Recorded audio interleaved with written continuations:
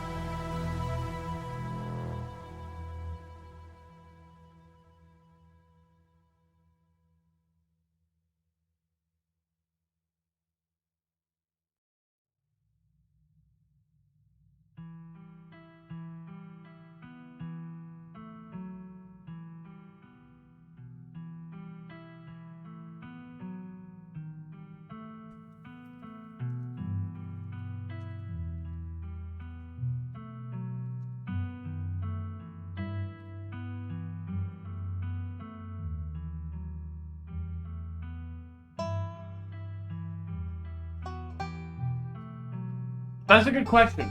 That's a good question. What do people want? Do people want me to start a new character? Because this is the full game now. I'm kind of open to either one.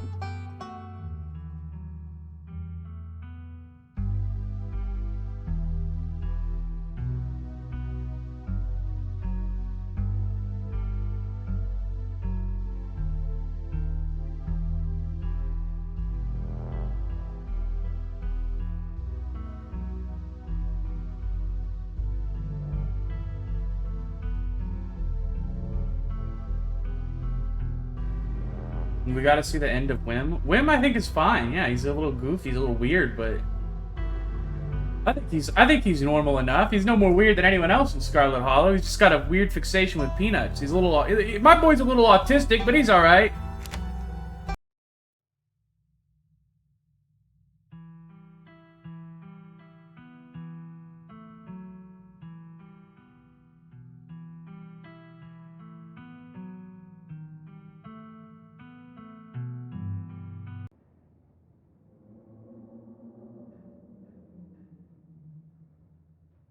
Oh, would we like to see a recap? Yes, please.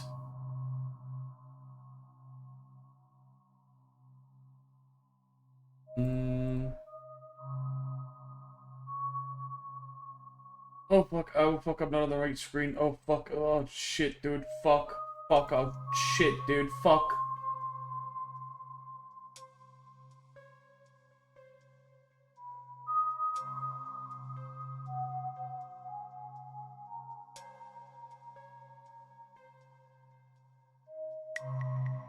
I hope it doesn't just pop up what happens to Duke. I'm glad it's showing us this scene, though.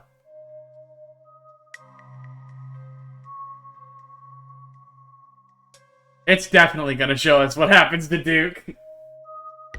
Did it recap the peanuts? No, not yet.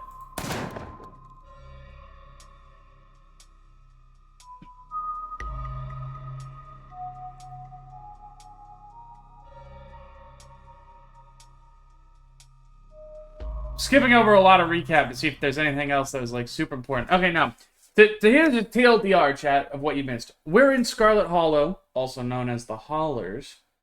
We're basically here for a funeral. To pay respect to a, like, distant member of the family that passed away. We're basically estranged from this whole side of the family that we're here visiting. And so there's only like one person in the family that we've talked to. There might be more, but in episode 1 we didn't meet anyone else. And the relationship is very strained.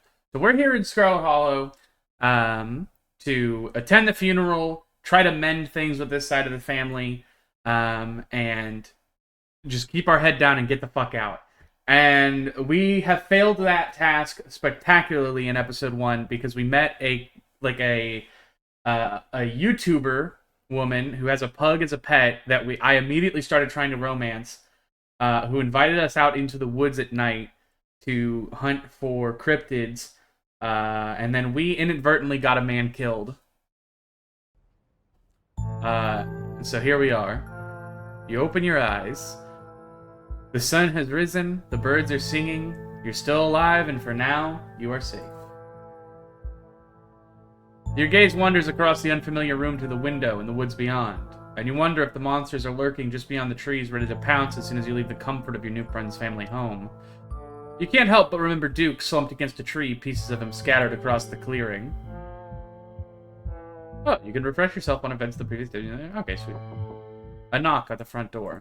Your morbid thoughts are interrupted by a distinctly unhappy voice filtering through the house past the closed door of your bedroom. Where the hell is Wim? Oh, hey, Tabby. There's a fresh pot of coffee on the table if you want to come in. No, I'm just here to check on my cousin. Let's make this quick. I have a lot on my plate today. Tabitha's here. That's not good. You're barely decent. It might be mildly scandalous if people saw you like this. Let me finish getting dressed.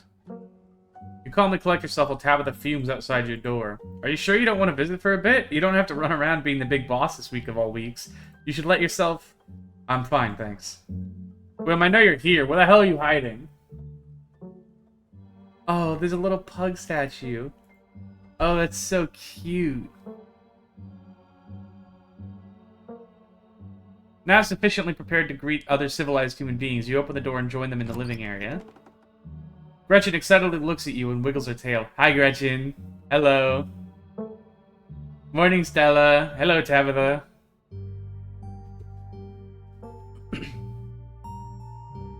Morning, how'd you sleep? What exactly did the two of you get up to last night? We went up to the woods to film a video. No, not that part. The cops called this morning and told me all about that. They did? What did they say? Did they find Duke? They didn't find a body, if that's what you're asking, but apparently he never went home last night. And they had quite a few questions about you, Wim. Now, don't worry, I told them you were an upstanding citizen.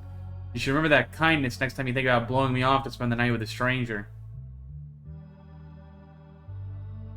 Don't be so hard on Wim. I asked him to crash here. And look, I don't care what the cops think, Tabby. There's something horrible out in those woods. And I don't think anyone in this room wanted Wim walking up the mountain alone last night. Stella, would you mind giving me a moment alone with my cousin? And while you're at it, please stop calling me Tabby. We're not in high school anymore. Yeah, alright.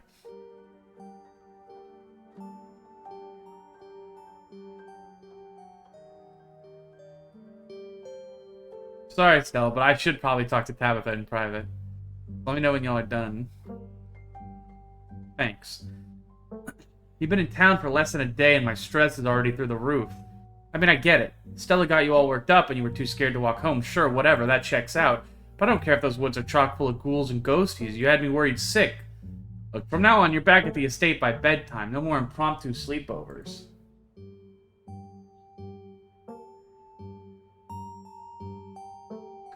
I'm glad we have the ability to say I watched a man die last night. You can't run off as soon as I get here and hold me to a different standard. There's a difference between my duties and your impulses, Wim. Don't do anything reckless while I'm at work. I'll see you back at the estate tonight. You hear Stella call out from another room. Wait, Tabby, let me know if you're free sometime, okay? Tabitha sighs. You're relentless. We'll see, but don't get your hopes up. No need to catch me in. No need to catch me up. I was listening in from the other room. Sorry I let you get ambushed. Tabby showing up like that blindsided me. I'm happy I stayed. Me too. Anyway, sorry for the rude awakening. I've been up for a little while, but hoping to let you get an extra sleep. But you're up now, and we've got a full day ahead of us if we're going to get to the bottom of this.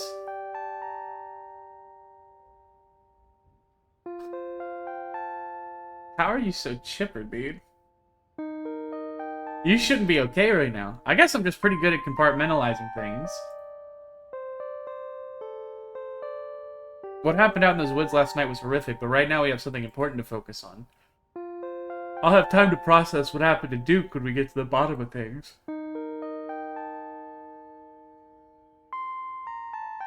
I mean, you shouldn't just bury your feelings like that, though. What happened to Duke last night would mess with anyone. Including me. I was there. I watched it happen. I get that, but I'm fine, really. At least for now, I can process this in my own time. What if we just skip town and ride things out? Where's the spirit decor I saw last night? I get it, we're facing the unknown and that's spooky, but is that really an option? Tabitha's not driving you out of here. The bus isn't coming until Monday. You can't sit here and wait for something terrible to happen, or we can try to stop it. What'll it be? I guess I'd rather die standing up. It's going to be worth it, I promise. Anyway, first things first, I was planning on swinging by the library. Anika's got a head start on us. It looks like she's already there. And that reminds me, let me set up a group chat. What's your number? Easy, chat. Easy, I got her number. It's just that easy.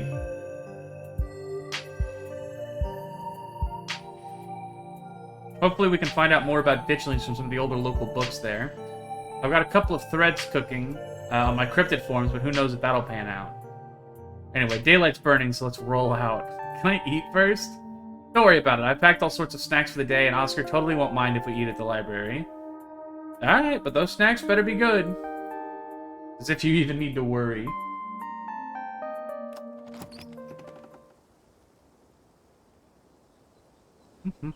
I have to turn down the music a little bit. There we go. The walk to town was short. Stella's house is barely a stone's throw from what remains of Scarlett Hollow's once bustling main street. Come in!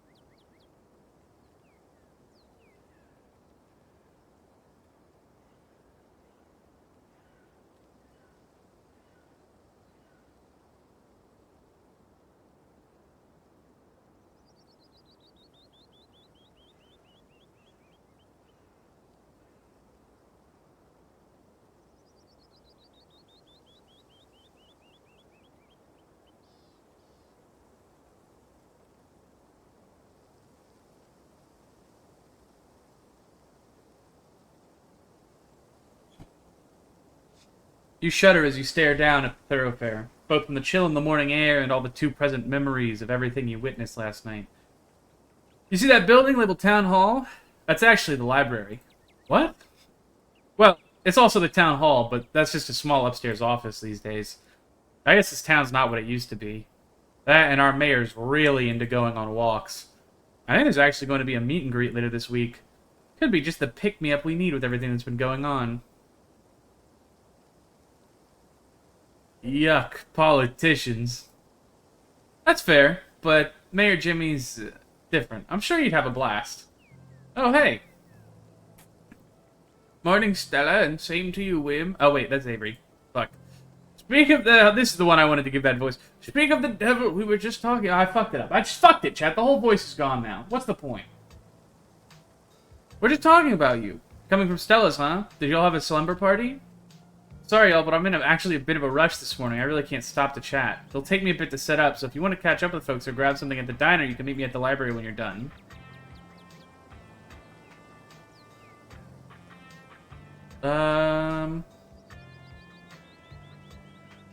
I'll catch up with Avery and Sybil later. Huh. She always has time to chat. Something happened last night? Oh, Stella and Wim got up to a bit of trouble, that's all. It's not my place to share. Well, it's your place to share, right, Wim? Oh, well...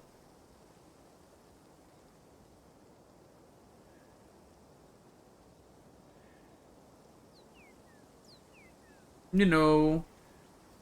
Just, how do I put this?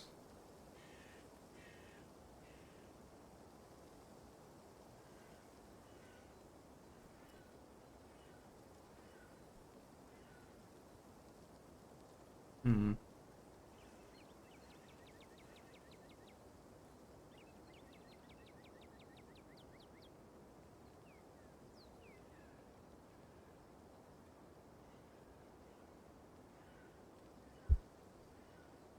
Hmm. I'll just tell him the whole truth. What's it gonna happen? What's gonna happen? I'm gonna look like a fucking nutcase?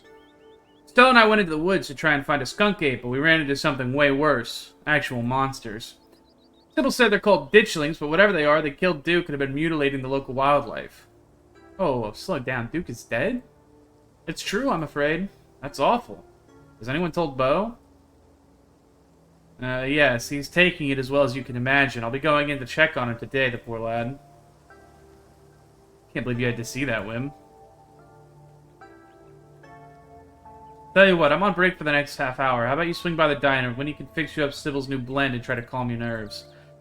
The chaga and lemon balm. It's always helped me on bad days. And if you need to talk about what happened, I'm all ears. Anyway, it's up to you. I'll see you around, Wim. See you, Sybil. Take care now, Avery.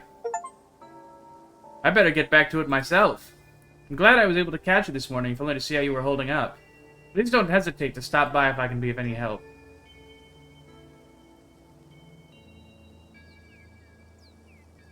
What are you telling us?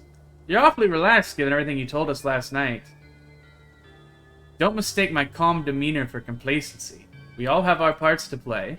I've shared what I know about the ditchlings, and I trust that you and Stella have what it takes to get to the bottom of things. I'm sorry to cut our conversation short, but I've got things that need tending to. Stay safe, Wim, and God bless.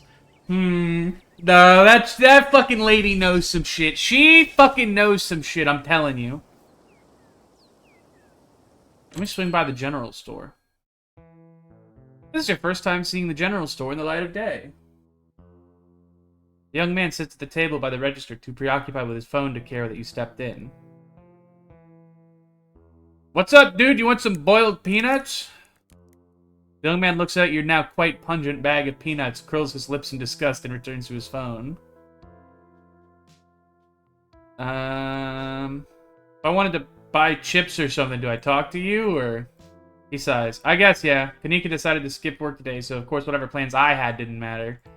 Just take the chips, man. I don't fucking care. Kanika get mad? Thought she shouldn't have left me in charge while she's off doing whatever.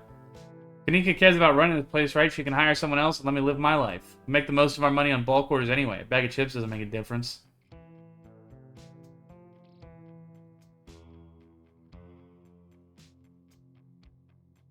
I'll just pay for the chips, man.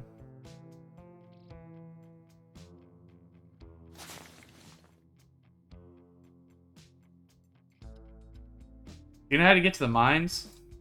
Maps are free.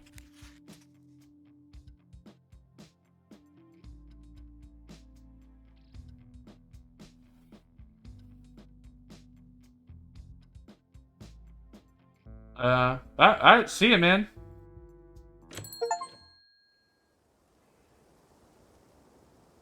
The game says I stole. I didn't steal. Those were offered to me.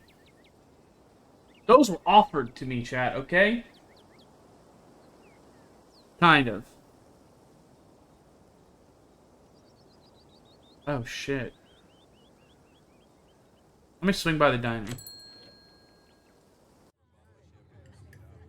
The diner's a little quiet today, but the air's still heavy with the tantalizing smell of breakfast. Let me talk to Avery. You slide into the booth across from Avery. Hey there, stranger. Before you can exchange words, Winnie saddles up a fresh mug of tea in hand. Heard you might need this.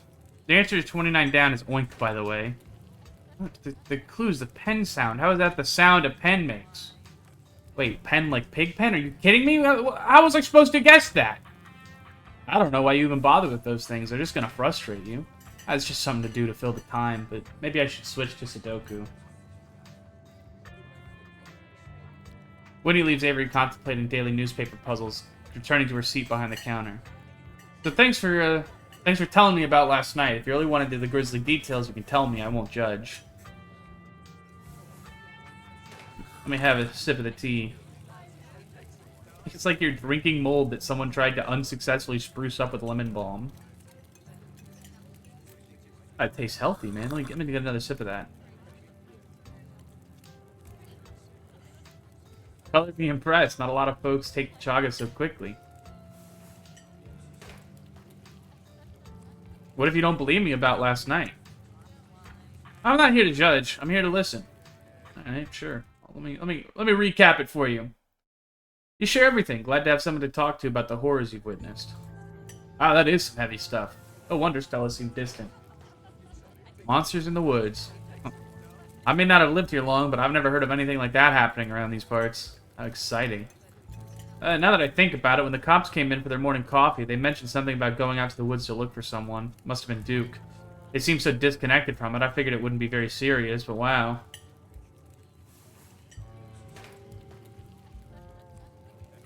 They seem weirdly suspicious of me. I don't get it. You know, they saw the footage. They saw what happened out there, but it feels like so far all they've done is hound me. I don't know if it helped your anxiety, but even if they think you did something, I'm pretty sure they wouldn't go after you. These cops come in here every day, and I feel like I know them pretty well by now. And let me tell you, they have no follow-through. I can't tell you the number of complaints they've just, like, dropped after a day or two. And I'll vouch for you if they try anything.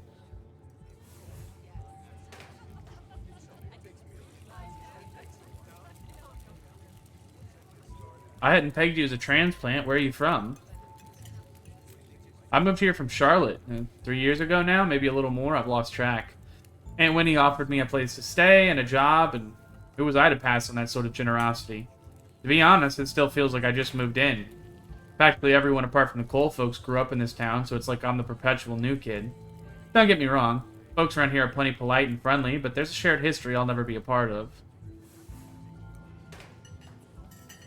Maybe you're more at home here than you think. Stella really talked up your party yesterday. I don't think she'd have done that if she didn't think you were really part of the town. It could be that you're getting in your head about fitting in. Oh. You know, I hadn't actually thought of it like that. Thanks. Hello, Worldly. Do you regret moving here? I don't think I have a choice. To have second thoughts, at least. I'm not going anywhere without Aunt Winnie, and there's no way she's leaving this place. Why'd you leave Charlotte? If you don't mind me asking. That's cool. I was having some issues with my folks about my education, which wasn't great, especially since I was stuck under their roof. When my aunt heard about it, she offered me a job and a place to stay, and the rest is history. Listen, man, if I was you, I would get out of here before things get any worse. If you have a car, drive away. There's no way I could get Aunt Winnie to leave, and I'm not going anywhere without her. Not after everything she's done for me. Even if there are monsters in the hills, I'd rather face whatever's coming head on than start someplace new without my family. Oh, man. Looks like my shift is starting. I hope you're doing a bit better. Maybe the Chaga's had a chance to start working its magic. I'm going to keep my ears open for you. The diner is where everyone comes to gossip, so I hear a lot about what's going on around here. I'll let you know if anyone mentions these monsters or anything else strange or unusual. To the library!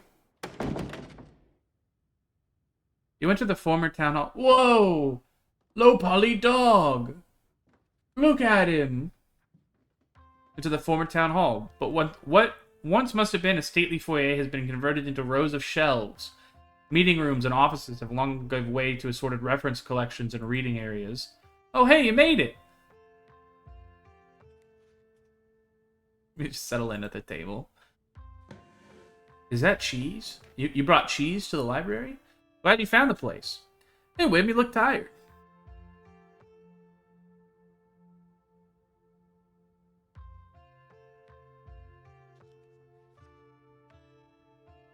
I'll sleep when I'm dead. We've got important work to do. Yeah, I'm eager to crack into these books. Read. Anyway, I guess we should get started. Hey there, strangers. And literal stranger. Hello there. Would you like a bag of peanuts? I don't know what to say. Is this a gift? I'm allergic to peanuts. No, not serious allergic, but they give me a rash. Hey, Oscar, this is Wim. You know, Tabby's cousin? Oh, I should have known you were a Scarlett. You look so much like Vivian. Not that I knew her very well. I was still a little kid when she left. But that Scarlett resemblance is, it's strong. By the way, chat, just so you know, that just means I look like a fucking ghoul. Everyone in my family looks like a fucking ghoul, man, okay? I'm Oscar Gutierrez, chief librarian and only librarian. Oscar's amazing. He practically built this library from scratch. Yeah, I'm a little jealous of what the kids around here get to grow up with. They don't know how good they have it. Back when I was in elementary school, all the library had was a couple shelves of of boring books donated by old people. Y'all are too kind. But speaking of kids, have either of you seen Rosalina around town? I don't want to be a helicopter dad, but she hasn't been answering my texts, and I wanted to make sure she isn't getting into trouble out there. You know the crowd she hangs out with. There's like 100 people in this town, Oscar. Nobody in this town is that bad. Except, okay, never mind. There are some, yeah, all right.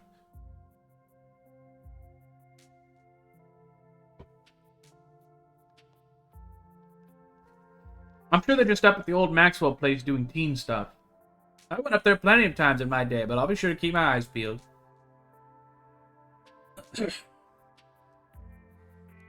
What's the old Maxwell place? It's this great old abandoned spot, and it's practically a magnet for young people. Even honor students aren't free from its call. I can't believe I used to be so reckless. The floors there were like Swiss cheese. I should really have a talk with Rosalina when she gets home. Look, kids are a lot smarter than you think. She can take care of herself. You might not want to let her run off like that anymore, though. It's not as safe as it usually is around here. Is that so? Kanika's right. There's some weird stuff going on out in the woods. It's actually why we came in today. Have you ever heard of creatures called ditchlings? They apparently show up around places on the brink of disaster, and they kind of look like the Pillsbury Doughboy was a creepypasta. Kanika's mom told us about them last night after seeing some footage we got in the woods. Ditchlings? It doesn't ring a bell. Ah, dang, worth a shot. Say if you were trying to predict a horrible disaster that might befall our town, where would you start looking? Well, they say history repeats itself, so I'd probably try and figure out what sort of disaster this region typically falls prey to. Should I be worried about something? I don't know yet. I'll be right back. Gonna go nab me some more books. Behave while I'm gone, Gretchen. Oh, you don't have to worry about her, Stella. You're such a good dog, aren't you, Gretchen? Here, have a biscuit, old gal. Where'd he get the biscuit? You just carry that in his pocket? There's like one dog in this town. I'm pretty sure Stella's barking up the wrong tree, Oscar. I don't think you have to worry about any horrible calamity befalling the town, but she's right about the weird stuff. There's definitely something unusual going on in the woods.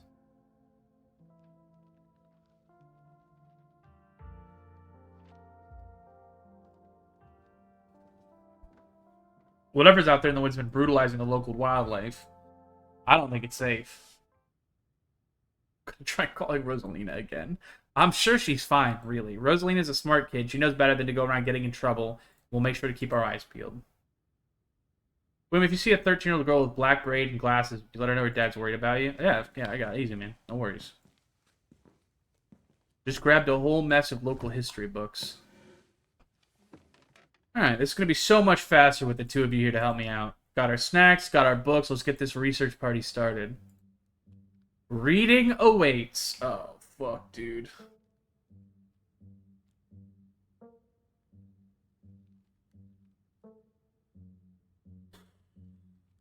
Oh, fuck, dude. I bet if I had book smarts, I would be so good at this, but I'm so dumb.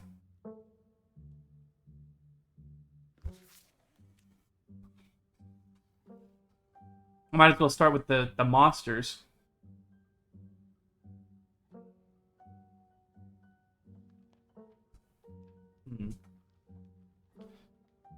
A large cat-like creature with a loud howling voice, often just said like a woman crying out in pain.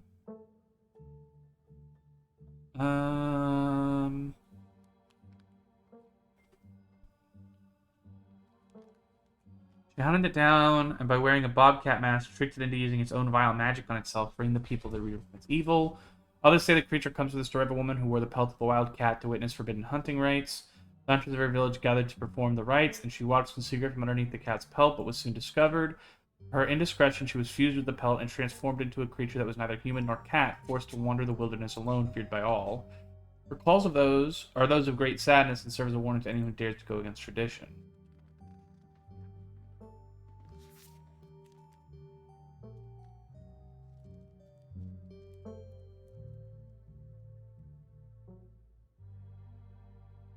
Tommyknockers originated in Cornish mythology, spreading to the United States, with the Cornish immigrants began working in the Appalachian mines. They're named for the knocking that can be heard from seemingly within the walls before a cave-in. According to some, the knocking serves as a benevolent warning. Others believe that the creatures take the stolen hammers to the supports of the mines and collapse on whoever is unfortunate enough to still be inside. They are traditionally thought to be impish, leprechaun-like beings, but some claim they are the spirits of dead miners forever cursed on their final resting place. There's a hunter who lived in a tiny cabin in the middle of the woods, all alone with his hunting dog. One night, after a particularly bad week of hunting, both their stomach empty, the hunter spied something out of the corner of his eye.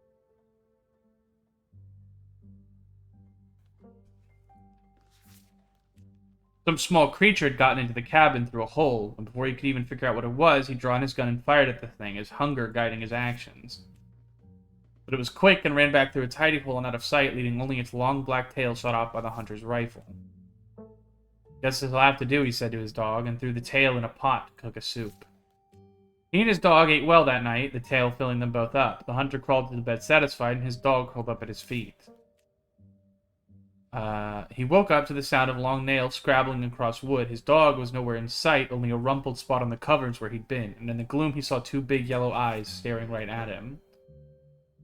"I want my daily bow," a high, hoarse voice croaked from the darkness. "Go away," he screamed to the thing, but it stepped closer to him, still shrouded in darkness, the sound of long claws dragging across hardwood accompanying its movements. "I want my daily bow," the creature growled again. "I'll get my dog after you," the hunter squeaked, his voice catching in his throat with fear, but there was no dog to be seen. Before the hunter could do so much as scream, the creature leapt from the darkness, long claws stretched out towards the hunter. No one is sure what the creature did to him that night, but the next morning all that remained of the hunter, his dog, and his cabin was a chimney, standing alone in the woods. That didn't fucking help me. Tell me about this Silas Scarlett. Was born to Colonel Everett J. Scarlett in 1818, one of the 12 siblings who grew up in eastern North Carolina during tumultuous time in the state's history. Not much known about his life before he joined the army in 1836. He quickly rose to the ranks in part due to his father's connections, but also due to a particular ruthlessness for which he received the nickname Bloody Silas Scarlett. The federal government granted the now Captain Silas a tract of bounty land in exchange for his service in the Indian War, and he settled into the hills of North Carolina in 1841, the land that would become Scarlett Hollow. But it started as a simple log cabin built by Silas's own two hands, accompanied by his family of 10. Silas, his wife, married Joseph Scarlett, and their 8 children.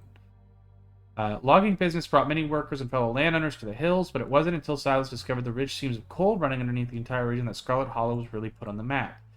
He saved what he could and bought the surrounding hillsides at a great discount, cleverly hiding what he knew about the land's true wealth. Thus, he had all the resources to found Scarlett Hollow's now famous coal mine.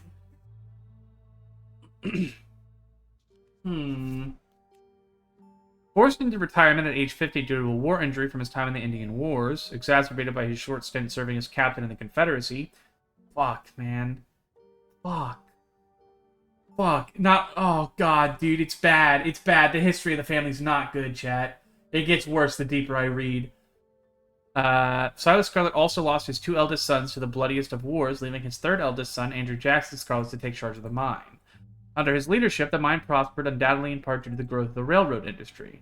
Managed to evade the coal union for decades, making them one of the town's most profitable mines in the country. Andrew Scarlett built the surrounding town into what it is today, with expensive stone buildings, a bustling main street, and overseeing it all in the elegant Scarlett estate that was until 1895. That was, until 1895, the largest and finest feat of architecture in the region. Culminating in the tragic collapse of 1918, it was found that Charles Shaw, the co-manager of the mine, had to loosen security measures to increase production during World War I, resulting in a fatal collapse and the death of over 160 men and boys, some as young as 10. The casualties included Andrew Jackson Scarlett's son, Theodore, his brother Enoch, V. Scarlett, who had taken over for their aging father during the bustle of the war, managed to pull the mine from the brink of ruin, thereby saving the town. So this is how your family made its fortune. Check in. What did you guys find? I found a whole bunch of nothing. If we're going with what Kanika's mom told us last night, I think we can rule out any natural disasters that brought the ditchlings here. But not nuclear incidents. Looks like our state has a history with those. What about y'all? Find anything? Whoa, a cat! Hello there! Hey, Pixel! You might want to close your book. You can rip up any paper you can find. Don't worry, little guy. I didn't forget your treats. Pixel immediately goes to town on Stella's treats. Sorry if Pixel's bothering y'all. Hopefully he hasn't gobbled up any of your books. Dude, the idea of a library cat whose biggest trait is that he loves to tear up paper is so cool. Oh, fuck, my mouth's open. What? He's my boyfriend. What? Oh, Ginger, you're joining us. Hello, Ginger in chat. You're joining us just in time. We're meeting a new character, the cat. We're meeting a new cat. His name is Pixel. This is Stella, Gretchen, Pixel, Oscar, Kanika. Oh, everything's fine right now. Nothing bad is happening at all. We're not at all learning horrific things. He can't stand the thought that people might pay attention to anything that isn't him. Why do you let a paper shredder freely wander a library? Have you seen this little guy's face? How can I say no to that? Fast asleep. Alright, I better get back to shelving. Let me know if y'all need anything.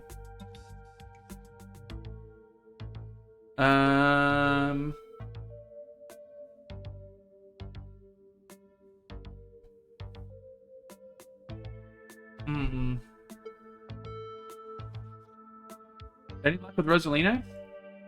Not yet. I knew a team would be a handful, but I didn't think it'd happen overnight. I'll probably head out once you're all done and check in on her usual haunts.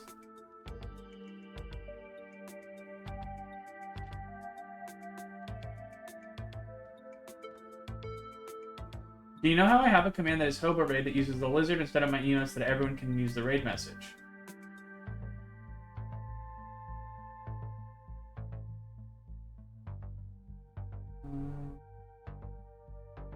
Sorry about the homo raid. No, it's okay. It's alright.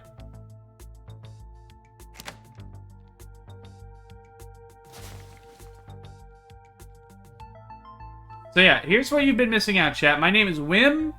We're from Murinville. Jim helped me make this character. We're street smart, and we have a keen eye. Here are the major decisions we made on Monday. Today is Tuesday in-game. We took some boiled peanuts from a stranger. We found an opossum living in our dresser. We went cryptid hunting with Stella. We watched a man die in the woods and called the police. Whoopsies. We met Stella's friend Kanika and her mother Sybil and learned about ditchlings. And we slept at Stella's. And we called Tabitha before falling asleep.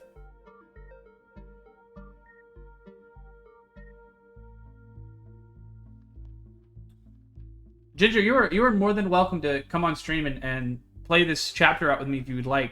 I had Jim play chapter 1. I fished around for people to play chapter 2 with because Jim is busy. But he is busy and no one has seemed interested. But I will invite you on if you are free after your own stream. But if not, it's no big deal. I can give you the TLDR. The shots. That's so fair. Do you think there's a cult here? Do you guys think there's like a cult? Maybe the ditchlings were like summoned. Part of a ritual or something. Seems unlikely. Talk about veins of Scarlett. So about the coal mines here. Nika visibly shudders. I get cold sweats just thinking about being in a place like that. I feel for the guys who work up there. I could never. Speak for yourself. I love a good crevasse.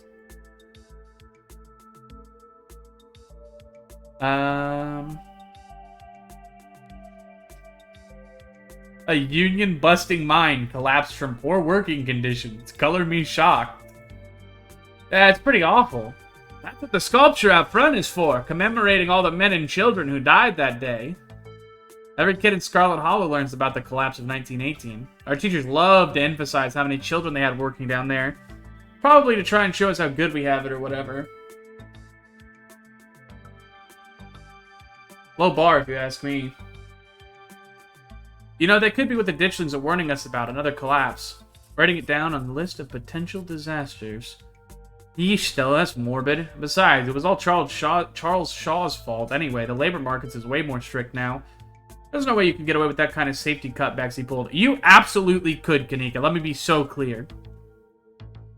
Y'all don't actually think the mine's about to collapse, right? No, I don't think so. Had me worried there for a second. I hate to give Tabitha any credit, but the mine is safer now than it was back then. Still, what a terrible thought. You never know. What happened after the mine collapse? The book just kind of glosses over that. There was a union for a little bit, but it didn't last. There's not a whole lot written about the past century here. Yeah, the Scarlet Hollow mine isn't exactly the most ethically run business. I'm sure Tabby runs the mine better than Charles Shaw did, but she still hasn't let the union in. There's a reason she and I don't talk. What if the ditchlings are coming from the mines? What if there's something toxic in the mines poisoning the town? Wayne seems sick. The creep who keeps coming around my mom's tea room? He snuck up on us last night and called Wim by name. Yeah, there's definitely something wrong with him. Maybe there's some sort of parasite down in the mines. Maybe it infected Wayne, and Wayne's infected the local wildlife. Huh, yeah, that could work. So Silas Scarlett, rich guy in the south? I should have known it wouldn't be pretty.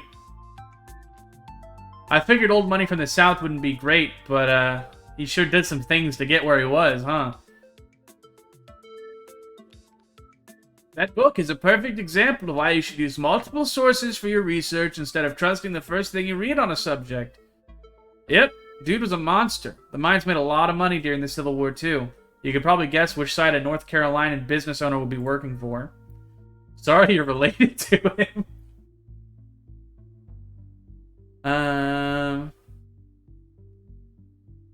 Seems like a terrible person, but I don't see what that has to do with bad omens or creatures in the wood.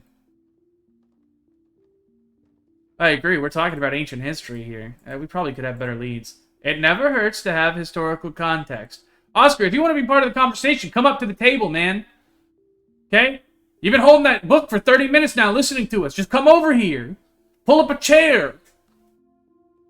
Pissing me off.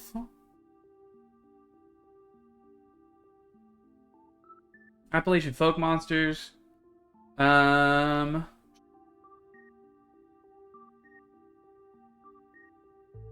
used to tell me that Talipo story. I'd totally forgotten about it. Scared me so bad I didn't eat soup for years. I thought a monster might try to dig it out of my stomach if I did. I love that one. There's this old chimney in the woods that I used to think was the chimney from the Talipo, the one that was left if the thing did whatever it did. Now I know that's just because chimneys don't burn down and wooden houses do. That doesn't mean it's not the chimney from the Talipo. I've camped out there a couple of times and I've seen some pretty spooky stuff. Yeah, I watched that video. You saw raccoons. You're gonna get rabies one of these days chasing after wildlife like that. What can I say? I like to live on the edge. You think Wayne's a Tommy knocker? Maybe he's the ghost of a dead miner.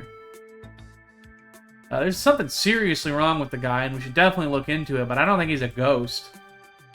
Yeah, ghosts tend to be tied to a specific place, so maybe he's haunting the whole town. He's not a ghost because ghosts aren't real. I've also seen him touch stuff. Wampus cats sound like they could just be mountain lions. Voice like a woman crying out, somewhere between person-sized and cat-sized. Oh, definitely. They're 100% just mountain lions. Nika, you know there are no mountain lions up here. I thought you were supposed to be a skeptic. But the myths are old, right? Mountain lions didn't go extinct in the Appalachians that long ago. Those legends just haven't died off yet. Almost every cryptid can be tracked down to either a hoax or someone getting confused about a perfectly normal animal, sometimes both. Bigfoot, for instance, started out as a prank, then folks saw bears walking around on their hind legs and got freaked out, and now here we are. Delete those words when I get the first clear footage of a Bigfoot. If you manage that, I will print out a piece of paper that says Bigfoot isn't real, and I will literally eat it, I promise.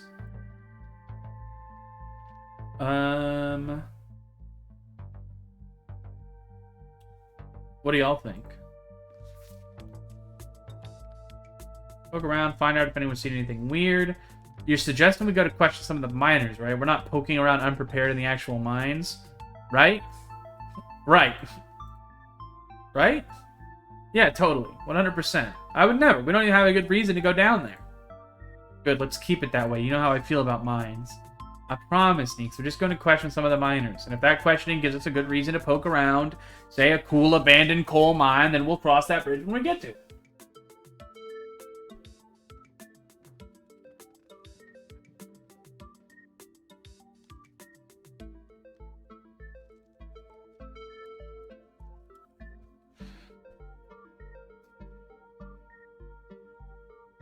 I've been pretty distracted lately. Just got a hiring. Hey, good. Awesome, dude. Awesome.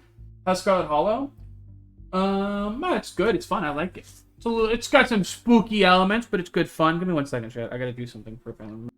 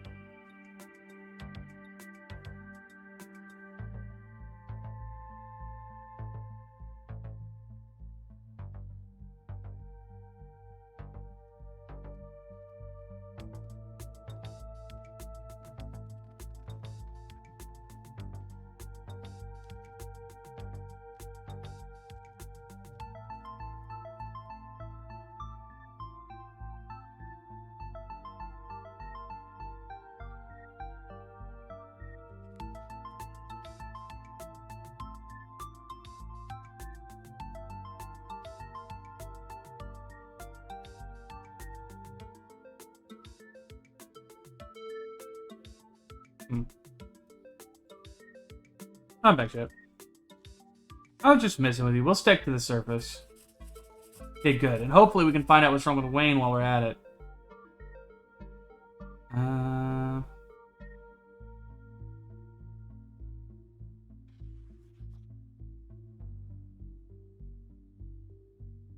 Maybe Tabitha can help us out.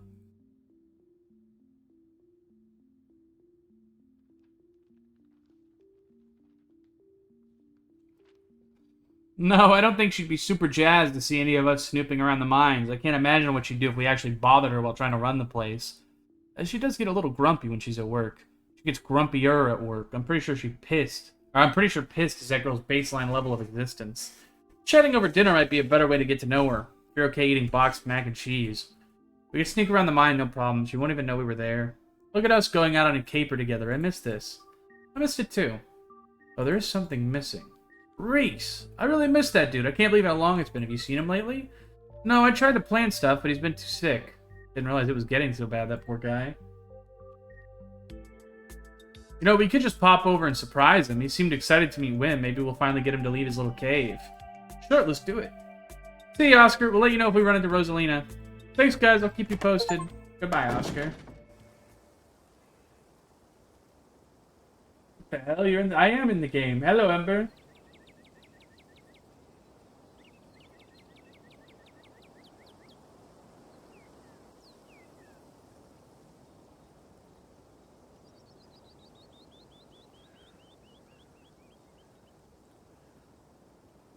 Reese's own home stands at the edge of the forest wall, an isolated buffer cushioning the rest of the town from an unending wilderness. Reese, it's Stella. I brought some buddies, too. Not so loud. He's still sleeping. Can I help you with something? The woman in the doorway stares directly into your eyes. You can practically feel her simmering irritation washing over you. Hi, Dr. Kelly. We were wondering if it would be okay if Reese could come and hang out. Nothing strenuous, we problem. I'm not going to wake him. If he's sleeping, he probably needs it. Whatever you two have planned is probably beyond what he can manage right now anyways. Oh, no. Poor Reese. It's just been so long since either of us has gotten the chance to hang out with him. I'm sure he and Wim would get along super well, too.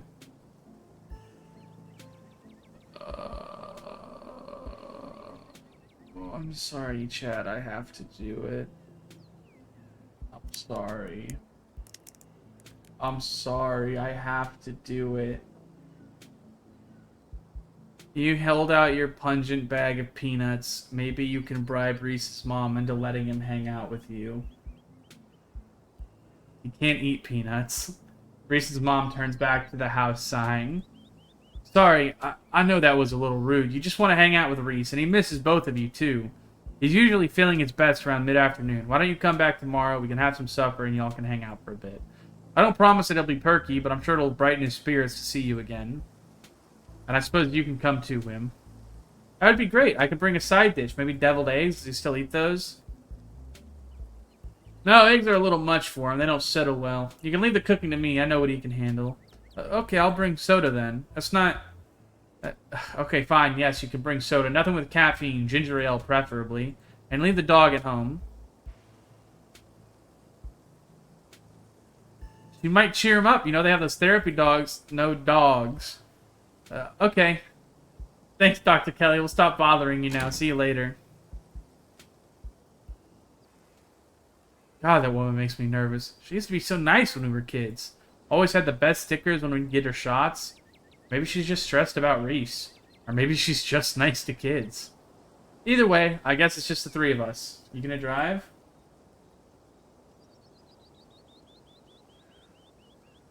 For sure the kid has something going on in there, okay?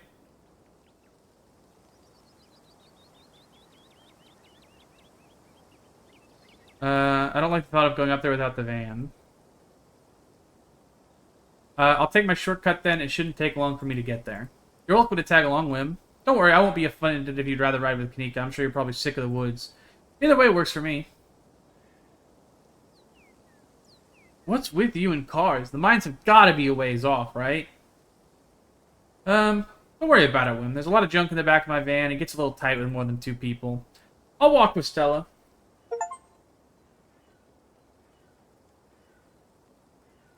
We'll meet you there. Yeah, dude, I'm not letting Stella walk through the woods alone. There are literally monsters in the woods. We saw them. They killed a man.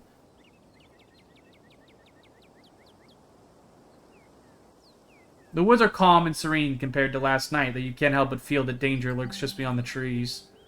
Thanks for coming with us. With Gretchen and me, I mean. I know we've clashed a bit, but I trust you, you know. You kind of remind me of Tabby, to be honest. We've clashed a bit? I have done nothing but gas you up. In a good way, I promise. Things are a bit of a mess with her now, but she always used to have my back when it actually counted. I guess it's hard not to feel a connection after going through something like that together. I mean, we did everything we could, right? That's fucking crazy. That's fucking crazy.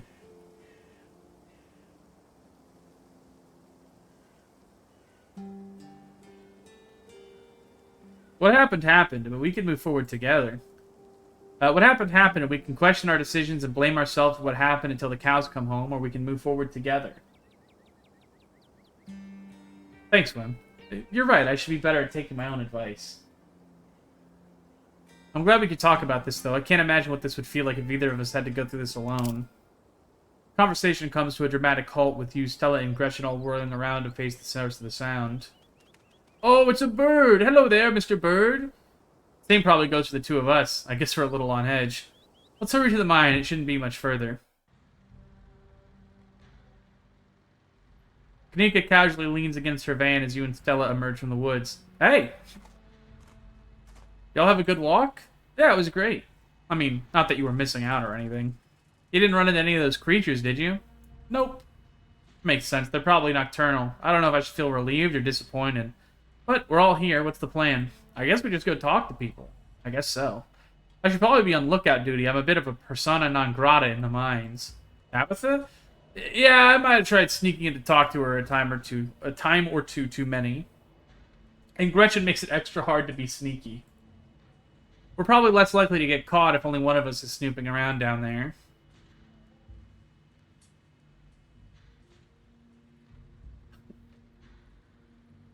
Stella's on lookout duty, and only one of us is going in. What's the third person doing?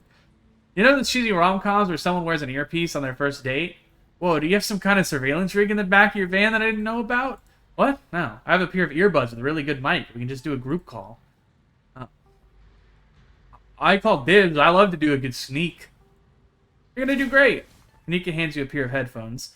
We can feed you questions if you get stuck, and Stella can give you a heads up if Tabitha's headed your way. Dang, I've missed doing this sort of thing with you. You're so thorough. Ah, thanks, I do my best. I guess we should part ways and start the call, yeah?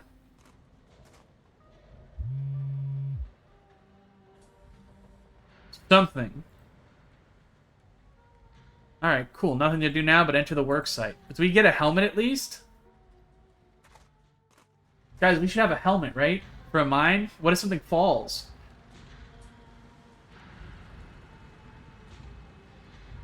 I'm in. Alright, Morpheus, good to know.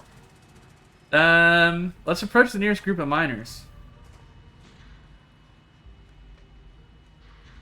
You approach the nearest group of miners, a blonde woman, a broad-shouldered man, and an old-timer. Their uniforms identify them as Harris, Davis, and Zax. You got a reason to be bothering us? You know anything about a guy named Wayne?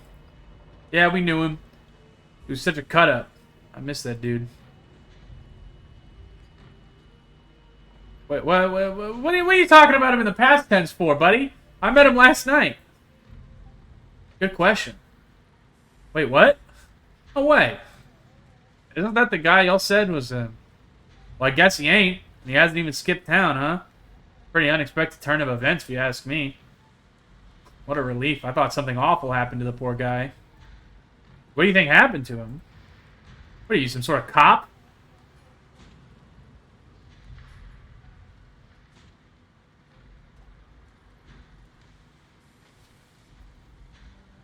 Keep it on the down low, but I'm working for a competitor. A unionized competitor. We're thinking of buying Miss Scarlett out of the mines. No, you're not. Davis and I were there when you introduced yourself to the whole town yesterday. You're the boss's cousin. Oh, fuck. See it. Our ship's about to start anyway. Sorry. The miners pick up their things and leave. Well, that didn't work out, chat. They called me on that shit instantly. Maybe it was just me, but they all seem to think Wayne was dead, right? Don't worry about the miners storming off like that. That's some pretty good info. It wasn't just you, right? Okay. Let's approach another group. A flash of movement in your periphery stops you in your track. There's something lurking in the shadows to your right, and against your better judgment, you turn to face it. You shouldn't have come here. It's dangerous. Your buddies seem to think you're dead. I am the only person in this town who truly cares about your safety. Don't forget that. Even if it's already too late to stop what's going to happen. Where were you when I was in the woods? Watching. I would have stepped in if you were ever truly in danger. Before you can say another word, the figure is gone. What the fuck, man?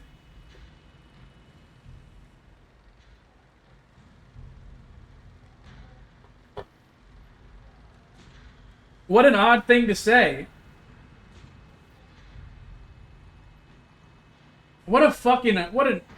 Somebody stop that guy. What a weird fucking thing to say.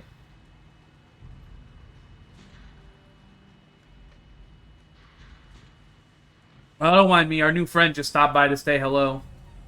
I thought I saw you talking to someone down there. Are you okay? He said some real ominous shit to me. quote, I'm the only person in this town who truly cares about your safety, that sort of thing. The hell is that supposed to mean? Yeah, I care about your safety. This means we're on the right track. I'm not about to back down. So brave. Can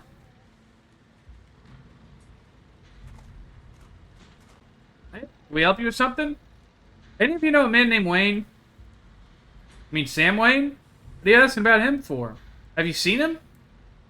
I heard he went missing. Dead, more like. No, come on, man. There's no way. How could he just die? I don't know. Why don't you ask his girlfriend? Do you think?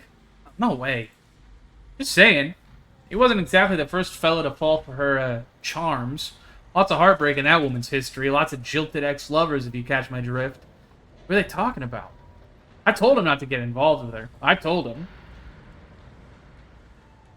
You fellas seen anything out of the ordinary lately? Weird how? Knocking in the mines, maybe? I don't think so. Can't hear shit down there. Anything about people getting sick? Oh, the boss looks out for our health well enough. What about weird animal sightings? You know, sick animals, things like that. What does this have to do with Wayne? Odd noises in the woods? Nothing but screech owls. That's all on that front, thanks. Anything else? What do you guys think of Tabitha? And why would you go and ask a question like that? Are you trying to insinuate something? Horrible woman. Now, fellas, let's not go besmirching the fine gentleman. If Smith is right... wait, hold on. What is that one? Let's not go besmirching the fine gentle lady. Okay. If Smith is right, she's got a lot to answer for. Oh. I think we better cool it and get back to work for any of us say something we regret. You're probably right.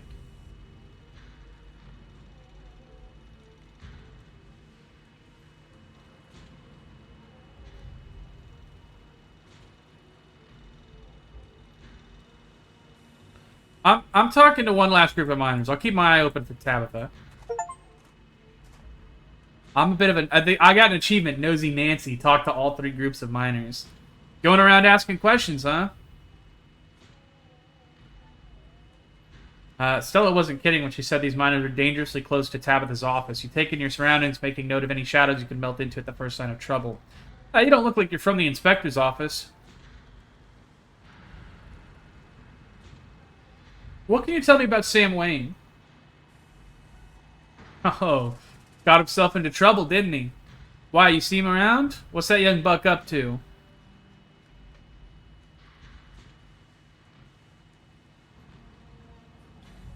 I heard from some other folk in camp that he had a nasty spat with an ex. Disappeared not long after. You mean the boss? As far as I know, that never ended. What?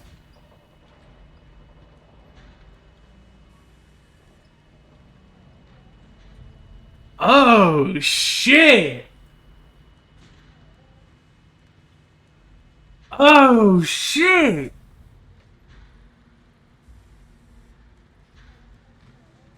Yeah, I figured he just ran off to live in that big mansion with his belle. The thought of a strapping young man like him with that sour-faced broad always left such a bad taste in my mouth. Oh my god, bros! As if you wouldn't fall on your knees if a woman of means showed the slight bit of interest in you or any woman at all. Ah, you're kind of cooking his ass, Johnson. You're kind of cooking him. Fair enough. But I suppose this begs the question, did she run him off, or did some jealous son of a bitch oust him? Are you talking about Tabitha? Yeah? You good still? Yeah, I just had no idea. Have you noticed anything strange around here? Kinds of weird stuff happening, so what kind of weird do you mean? People getting sick? Some of the older miners, sure, but I wouldn't call that unusual. Any weird animal sightings? I saw a raccoon with a big old tumor last week. It spooked me something awful. Not always pretty. It's an egg. Okay, we're not going to say that. Any weird noises? All the time, howling, screaming, all sorts of fiendish caterwauling. Probably just screech owls and bobcats. Might be, might not be. But I heard something the other night that sent the fear of God shivering down my spine, I tell you.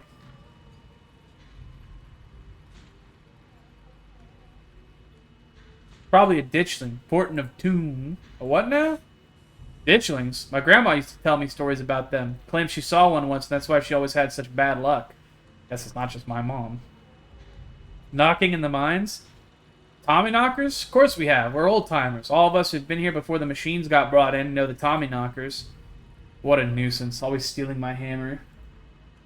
It's true. Had a pickaxe stolen too. When you hear knocking coming from one of the old tunnels, it was enough to make a man pray.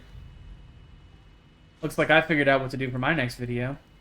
I better not be thinking of going into those old mine shafts alone. Could always use a partner in crime. I'm going to wind up down there with you, aren't I? What do you think of Tabitha? Two men shift uncomfortably. Not the kindliest woman I've ever met. She runs the place all right. Tell that to all the boys she's been laying off lately. Keep going around saying that and see how long till you're one of them boys. All I have to say is a mine that's doing well doesn't go around laying off its workers for no reason. I'm not so sure any of us are going to have a job in a few years. Hate, you're a damn fool. You're going to be next if you keep up that talk. So be it, but a man needs to speak his mind sometimes. Thanks for the help. By the time Stella finishes her sentence, you've already ducked around a corner and out of sight. Oh, man, I want to talk to Tabitha about this, but I don't think here's the place to do it. I think if I let Tabitha catch me, shit just goes ass up. I'm just going to get out of here.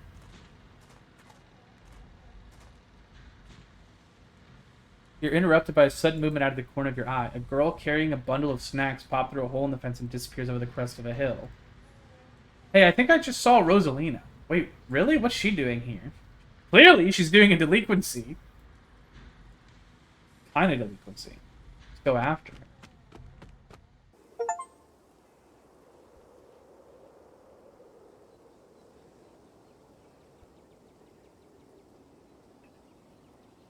You rush over the hill and get your bearings, the sound of active mining fading into the distance. Rosalina is nowhere to be found, but dusty footprints point towards the nearby mine. She didn't. I guess the old Maxwell place doesn't cut it as a secret hangout spot these days. What, the Shaw mine? That place was shut down like 100 years ago after a collapse that killed over 100 people. And here I thought Stella was going to be the one to drag me into an abandoned coal mine.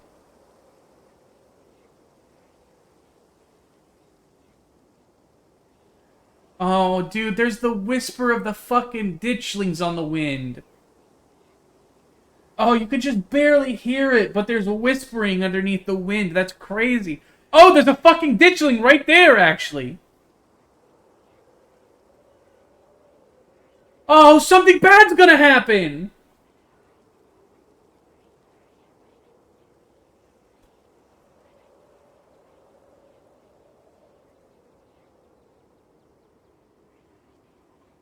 That's an omen. That's an actual omen. That's a bad omen, dude. What bad tidings? Have teens always been like this? I feel like I really missed out on my risk-taking years. I never did anything like this. Yeah, I would never. Okay, maybe I poked my head in there a few times.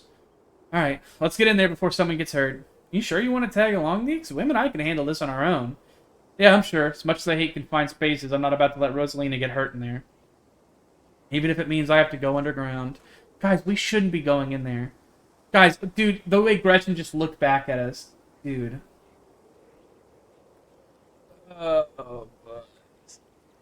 Before you follow, you briefly wonder if you should let Tabitha know about this. Call her. Yeah, absolutely. What is it? I'm in a meeting. A kid just snuck into the Shaw mine. I figured you should know. What? Are you serious? Why do these things keep happening? I'll head over there as soon as I can. Just stay there and wait for me, alright? God, I don't even know why I'm trying to reason with you. It's not like you'll listen. I called you as a courtesy, but I'm not going to wait around for you. I'm sorry, but my mind's made up. You take a deep breath and follow your new friends into the mine. The inside of the mine is warmer than you expected. The air thick and wet. The ceiling hangs much lower than you are tall, forcing you and your companions to hunch over. Your legs bent in painful squat as you begin to navigate the maze of corridors. By the way, I will tell those of you who have joined us in the raid, this is a horror game. This is made by the same people who made Slay the Princess. If you've never played that game, at times that is a very graphic game. This game has moments of very intense graphic horror as well. And if you're squeamish or you don't like that, maybe this isn't the stream for you. And I guarantee something bad is going to happen soon because we just saw an omen of badness. And so that is your warning. We saw a man's head moved off. Hey, you made it. I told you he would. I just wanted to make a quick call and give Tabitha the 411. He didn't. I was hoping we'd be able to get Rosaline out of here without anyone calling the cops on her or us. Better to not have us arrested for trespassing. I wouldn't worry about her calling the cops. I've snuck into the mines dozens of times and she's never called the cops on me. That's because you two have a weird thing, I'm pretty sure. Tabitha actively hates me and believes this feeling is extremely mutual. Well, what matters is that the gang's all here, and we'll find Rosalina in no time. Look, I'm not going in here and I'm not keeping it from my cousin that someone snuck into the abandoned mine shaft with a reputation for collapsing.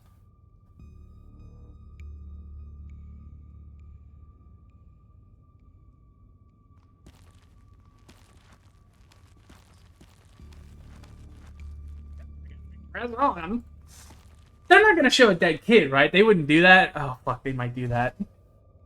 Oh, fuck, dude.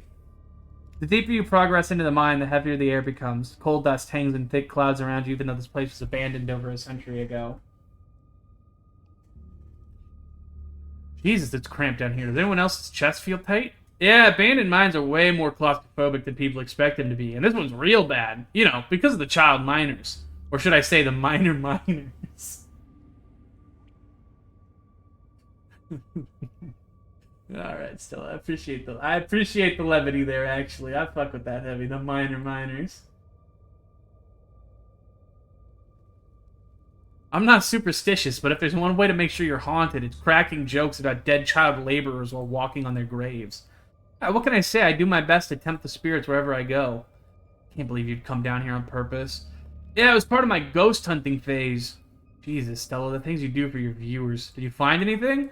I wish. If any place in Scarlet Hollow was actually haunted, it'd be this mine, hands down, but all I got was dust in my lungs and a couple false alarms. Stella pauses as sound rushes overhead. Oh my god, what was that? The mine's gonna collapse. We're all gonna die here, aren't we? Stella sighs longingly. That's just how wind sounds down here. He sounds so disappointed. It just brings back memories of my last foray into these depths. Every time I thought I'd finally found a spooky ghost, there wound up being a very unghostly explanation. Like local wildlife, for instance. Stella turns her flashlight up towards an alcove overhead. Those guys got me real good last time I was here alone. Oh my god, there are bats down here? I'm gonna get rabies, aren't I? I'm gonna get rabies and die in a mine collapse. You okay, niece? Yeah, sorry, I'm just a little on edge. Nika is stopped mid-sentence by a thunderous knocking echoing from deeper in the mine. Okay, what was that? That was... I have no idea what that was. Did that sound like knocking to you guys? Y'all are being babies. Those are just totally normal cave sounds. Are they normal cave sounds, or are they Tommy knockers? Okay, no, Tommy knockers are not real. They're not allowed to be real. Are you trying to give me a panic attack? I'd love to give some extra time poking around in here. Maybe it's something to do with the mystery. I believe you were interrupted by a second, much less distant sound of a can being popped open. Okay, now that wasn't a Tommy knocker. It came from this way. Follow me. These kids are in so much trouble.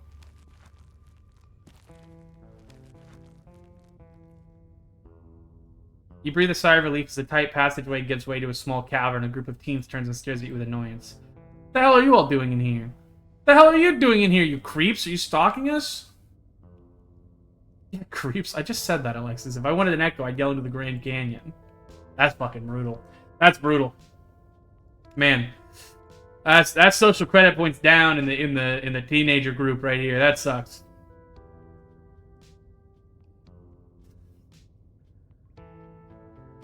If I wanted an echo, I'd yell into the Grand Canyon. What are you, 5?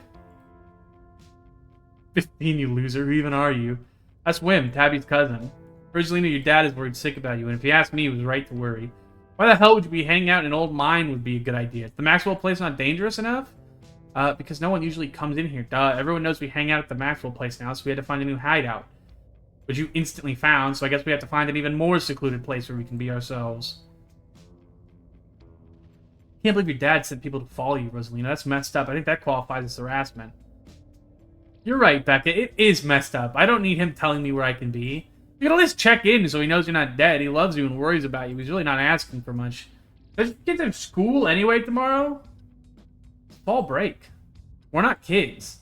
Yeah, we're teens. Are those canned strawberry margaritas? Where'd you even get those? Teen, avoid eye contact. The one you met earlier at the general store tries to melt into the cavern wall. Oh, I know that isn't you, Miles. And it better not be you. Yeah, it's me. Whatever. What are you even doing here? Becca's right. It sounds to me like you're stalking, harassing, and all that. You're supposed to be minding the store. It's not like anyone even comes in on Tuesday, and Mom's there, so it's fine. Eyes dart around the cavern uncomfortably as Kanika tears into her brother. It's not fine. It's extremely not fine. Why do I always have to be the responsible one? Do you know what I would give to be as carefree as you? I left school so you would have a chance to live your life, and this is what you're doing with it? What would Dad think if he could... What would Dad think if he could see this, stealing booze from the family store to dick around in an abandoned mine? Jesus Christ. Dad's dead, Kanika, but if he were here, he'd be disappointed you wound up being such a bossy jerk. Who cares if we're having canned margaritas somewhere nobody's supposed to bother us?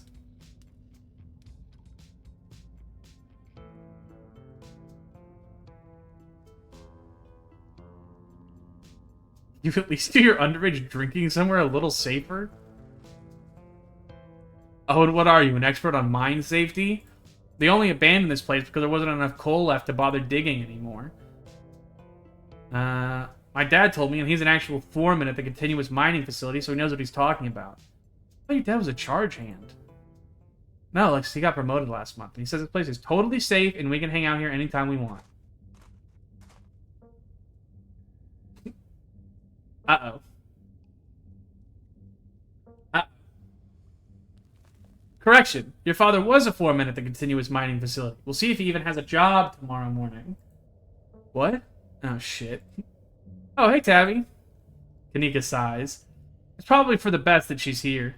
Did none of you understand what a boarded-up mine interest is supposed to mean? It's closed, condemned, not fit for human use. Oh, come on. This place was sturdy. Check it out. The teen with the beanie jumps up and slaps the strut on the ceiling. Oh, was that the knocking we were hearing earlier? Oh my god, Zane, cut it out. You're embarrassing us. I'm sorry for Zane's behavior. I don't think he realizes how extremely 8th grade it is to jump up and hit things. No offense, Rosalina. None taken. The other 8th graders are totally immature. Jesus fucking Christ, you guys are losers. Not even losers. You're just kids, bro. You're just kids. But I would contend that all kids are at least a little bit a loser at their core, you know?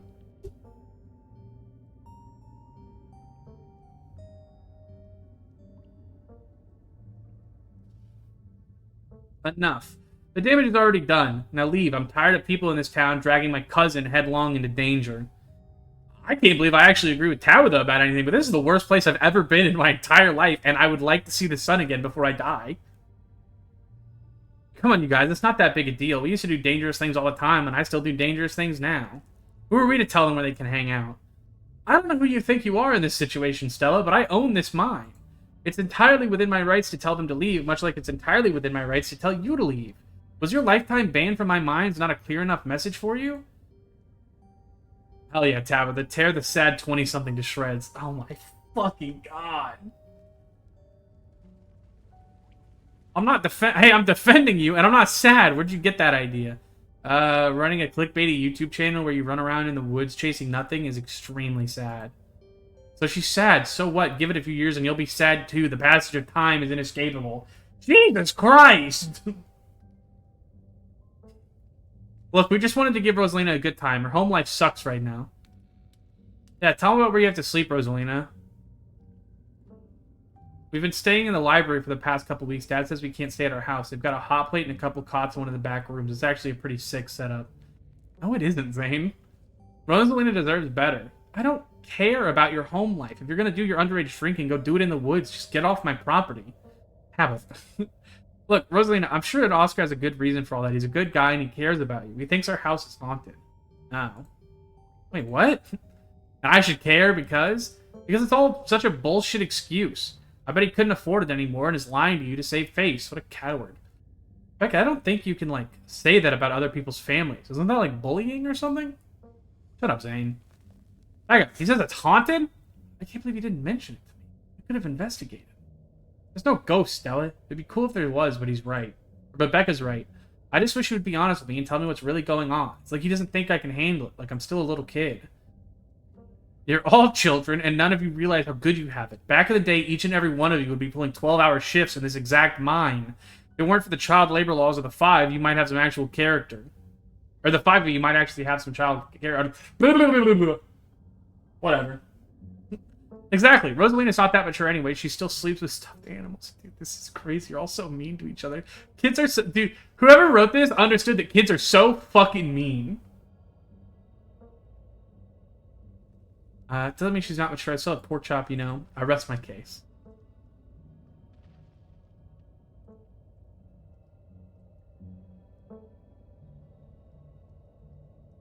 What did you say about child labor?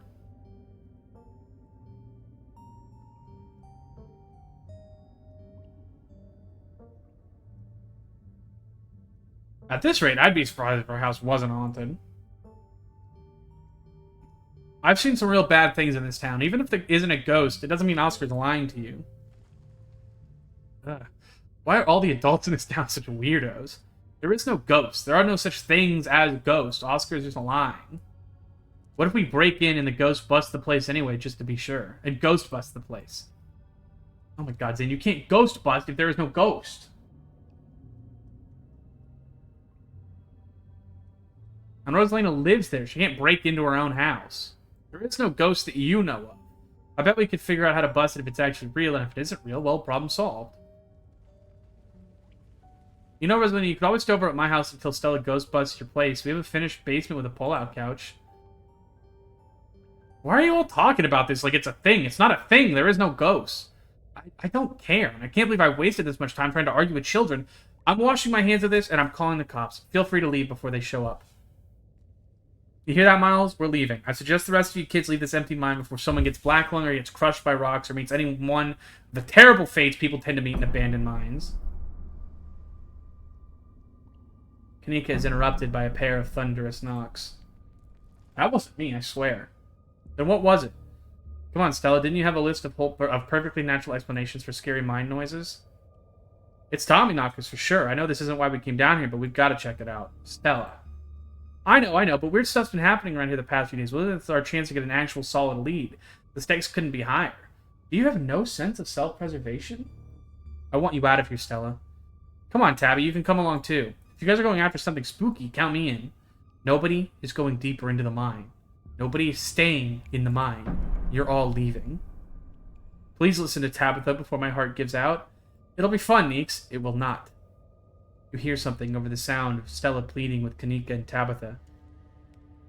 Something like the shuffling of feet on stone and the whispering of mischievous teens.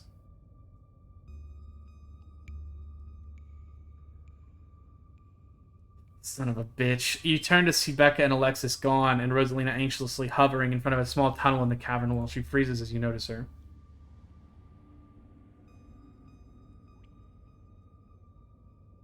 Stop arguing, you knuckleheads. The teens are slipping away.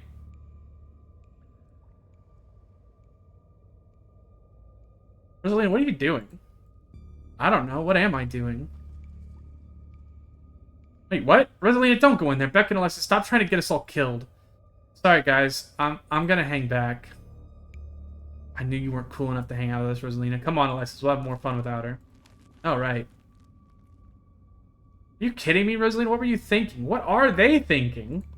I don't know. I'm sorry. Unbelievable. Maybe if you weren't still scared of the dark or whatever, you would have noticed them sneak off. I noticed them sneak off, and I'm zoning out the whole time we've been here. They must have squeezed through that child-sized tunnel. Yeah. I've always wondered where that goes. I've never been able to get these hips through there. Oh, stop sneaking into my mind. Please, I am literally begging you. If all of the tunnels down here were wide enough for adults, we could already be done with this little mess. But no, they just have to be remnants from a bygone era. Didn't you just talk about how child labor was the good old days a minute ago? I was trying to get you to leave my mind. Becca shouts back from the other side of the tunnel. We are not about to let you come in here and ruin our good time. The mine is safe. I've been here 1,000,000 times. Yeah, if Becca says we're safe, then we're totally safe. Also, sorry, Rosalina. I'll see you tomorrow. Whatever. Come on, Alexis. I know a cool spot this way. Okay, I know where that tunnel rejoins the rest of the mines. I'll go look for them, and I want each and every one of you to take note of the fact that I'm doing that. Those idiots get themselves lost and die. I am not letting their families sue me into the ground. Are those really your priorities right now? Yeah, do you have a problem with that? I want the rest of you out of my mind. Except for you, Wim. I'm not letting you out of my sight. Yeah, sure, I could never fit in that tunnel anyway. They crossed a barrier that I can't, so my time here is up. Okay, Zane, dude, whatever. They crossed a barrier that I cannot, so my time here is up. But only because Stella promised me a ghost hunt tomorrow. Whatever, I still have to do my dailies anyway, and the service down here sucks. Uma Musume dailies? In my horse game? Or in my horror game? What about you, girl? Are you sure you don't want me to come along? Maybe I could help you get Becca and Alexis to leave. Don't make me ask you twice. I'll be fine, Rosalina. I think your dad would kill me if we let you stay down here any longer. Okay. Can I at least wait outside? Yeah, we can wait outside together. Stella just fucking staring at us. Oh, come on, Tabby. I've been down here a ton. I can totally help out. Tabitha sighs. No getting rid of you, is there? Fine, I won't waste my time arguing.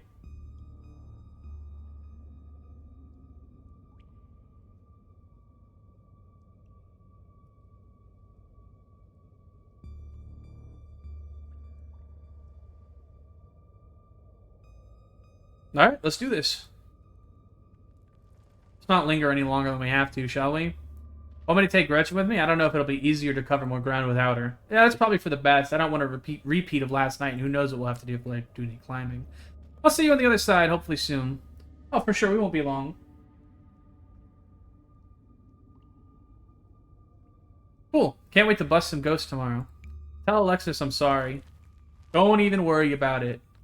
Kanika, Miles, Zane, and Rosalina head towards the entrance to the mine, leaving you, Tabitha, and Stella to find the remaining teens. Alright, no dawdling. We should be able to catch up with them if we go this way.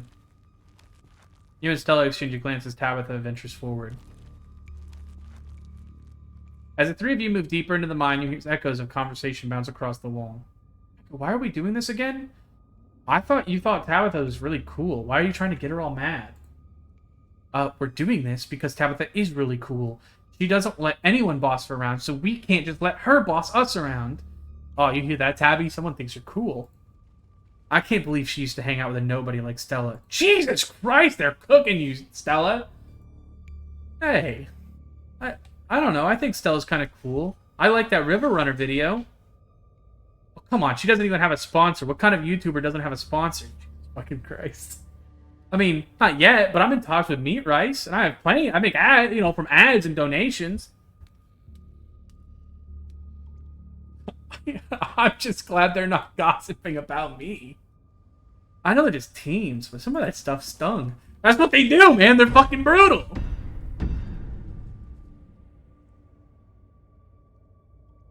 Another knock closer interrupts your thoughts, followed by another, followed by another. Is it just me, or is that knocking coming from the same direction as the kids? It's not just you. I really don't like that knocking. Calm down, Alexis. It's just mine sounds.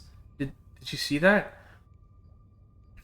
No, it was just a shadow. There's no reason to get freaked out. Becca, I swear I saw something. Shut up. There's nothing down here. Stop trying to scare me.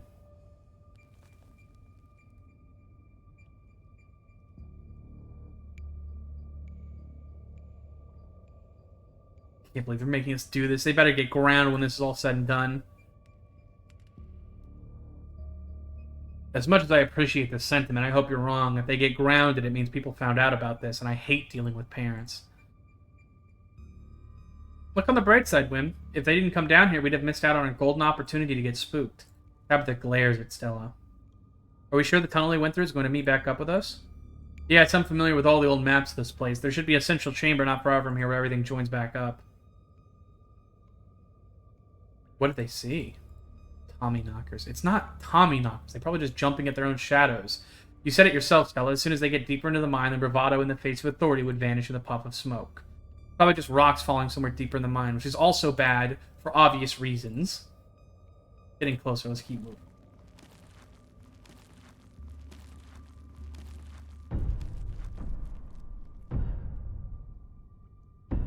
As you progress deeper into the mine, the knocking grows more frequent. It's still distant, but it's much louder than before.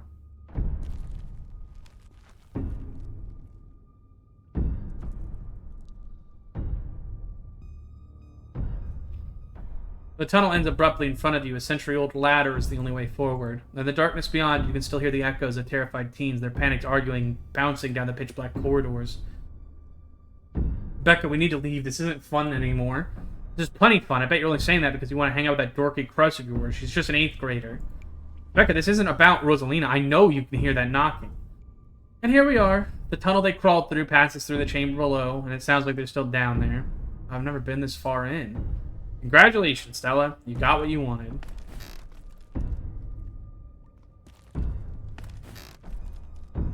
Let's follow them down into the pit.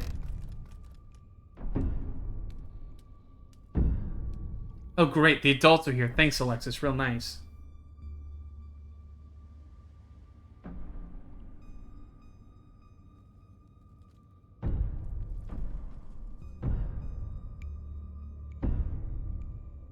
I'm about to cook her ass. I'm about to cook her ass, bro. Becca, isn't it to feel like you're better than other people so important that it's worth being buried alive over? What? What are you talking about? Give me a break. The whole time we've been down here, you've been doing nothing but tearing down every single person around you. The only people who do that are the people who are afraid of themselves. Leave now. This isn't fun anymore. Fine, we'll leave. Good job.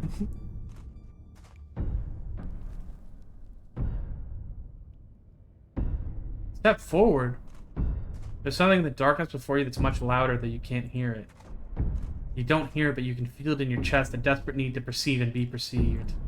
What the fuck am I doing? Hey, are you alright, Wim? Bear witness? What do you think you're doing? Get away from there. Your cousin dives towards you, but not before the light from your phone illuminates.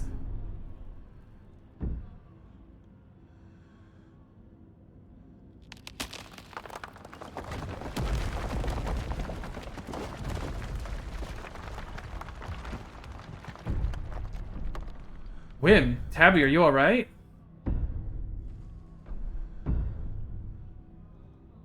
Looks like you had a seizure or something, and then you and Tabby just conked out. I'm fine. You can barely open your eyes. You're not fine. Neither of you move a muscle. I don't want you straining yourself or you're still recovering from whatever that was. I'm getting the kids out of here, then I'm going to get you both some help. I'll be back soon, I promise. Don't die on me, alright? Oh. Fuck. Oh, fuck. You raise up on your elbows, head still swimming from the visions, your surroundings coming back into focus. Your head throbs as the knocking continues, now magnitudes more intense than ever. You can't help but notice the timber struts around you trembling as if they were being struck by the invisible blows with each knock. They're all that stands between you and the many tons of rock over your head, and then they seem terribly fragile. God, that knocking is not helping my headache. What the hell just happened?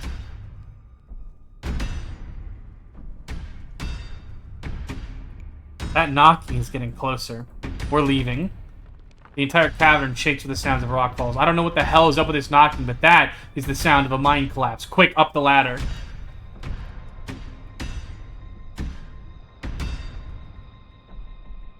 You and your cousin move with the kind of swiftness you'd expect from someone who spent her entire life working in and around coal mines. You push your body to move as quickly as it can, though you're slowed down by the cramped corridors and winding passages of the mine. Then comes the sound of splintering wood. You pick up the pace. The entrance is so close. And there it is. Freedom. You and Tabitha manage to squeeze through the entrance just as the walls of the mine come crashing down. Holy shit, you're okay. Thank God. And everyone's accounted for. I think, by the way, I just perfected the mines. Maybe I'm wrong and nobody can die down there, But I actually think if you fuck that up, everyone can die down there. Or at least someone could die down there. That's crazy.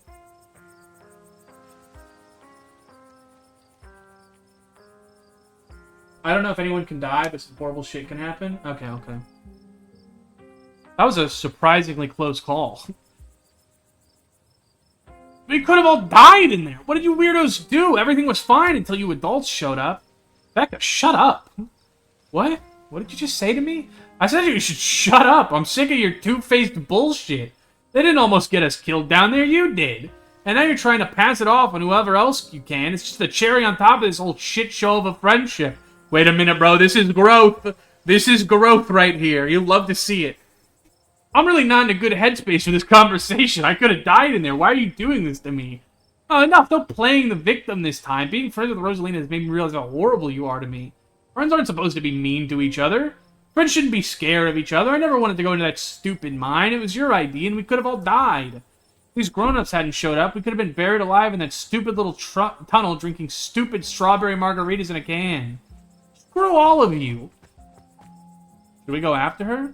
No, let her have her little tantrum. That feel good, Alexis finally telling her off? I guess. She's gonna be so mad at me. She probably won't talk to me for a week, maybe a month, maybe the rest of my life. It's okay, Alexis, we don't need her. What do we do now? Now I drive you two home. I've already texted your parents. I'm sure they're worried sick about you. Rosalina and Alexis duck off to the side as an exhausted Tabitha approaches your group. I'm going to get my car, and then we're going home. Tabitha leaves towards the active mine without another word, and you're afforded a quiet moment to catch up with Stella and Kanika. We dodged a bullet tonight, didn't we? Yeah, thank God you noticed them sneaking off. You were incredible down in the pit, too. That was too easy to be our ditchling problem. Yeah, I think you're right. We've still got a lot of unanswered questions, too, even more than we had this morning, and we had a lot of questions this morning. This is all still a little too magic for me. Just because two bad things have happened doesn't mean there's a pattern. I literally saw the ditchlings before we went into the cave, bro.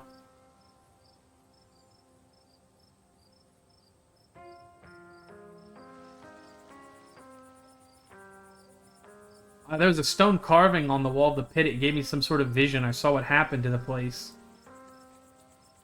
You sure it wasn't just auto-suggestion? We talked a lot about the mine today. I don't know, Neeks. You weren't down there. Woman Tabby had, like, simultaneous seizures next to a creepy stone carving. It was like something out of a movie.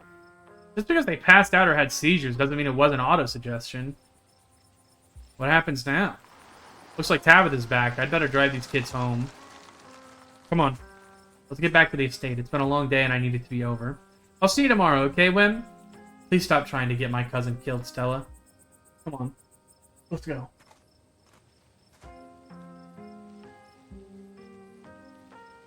Tabitha starts walking to her car, pulling you by your arm. Are you kidnapping me? Don't be ridiculous. I'm taking you home.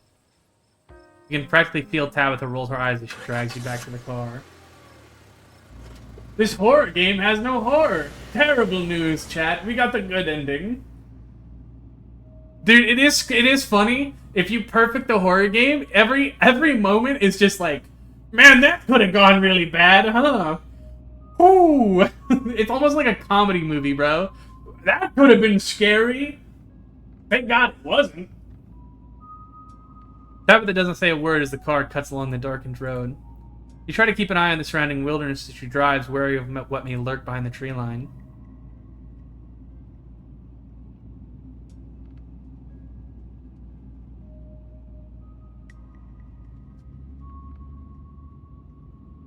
I'm sorry about today. It's fine. How are you holding up? I've been better. At least everyone's okay. There are lots of parents who should have kept tighter reins on their kids. I never got into any trouble like this when I was a teen, and I had Perlian to thank for that. I hated it at the time, but that strictness paid off. What am I telling you this for? You can tell me stuff. I'd like to know more about you. And about Perlan, for that matter. Maybe later this week. I don't have the energy to get into it right now, but I think I'd like that. You're right. There are a lot of adults who should have done a better job tonight. Exactly. People who aren't ready to be parents shouldn't be parents, and clearly there are some parents who aren't ready. Take the librarian. There are tons of people more qualified to be parents who can't even conceive, and here he is having a kid at 19 and clearly letting her do whatever the hell she wants. It's not fair. You want kids? Lots of people want kids. That's not a fucking answer, is it?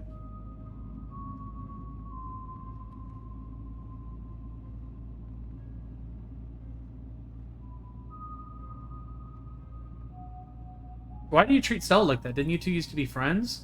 It's a different time in my life. I just wish that she'd get we're not in high school anymore. I'm a different person than whoever she thinks she knows.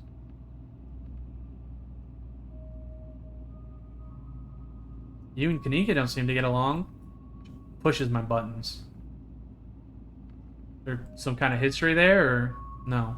Quit talking. I need to focus on the road.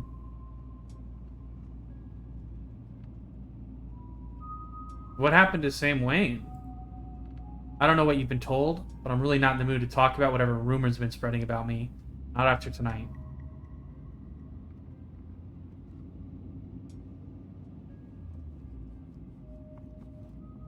I'm doing not so hot, by the way. Yeah, me too. I've got to focus on the road, though. Fair. Your eyes wander back to the tree line as you and Tabitha sink back into silence.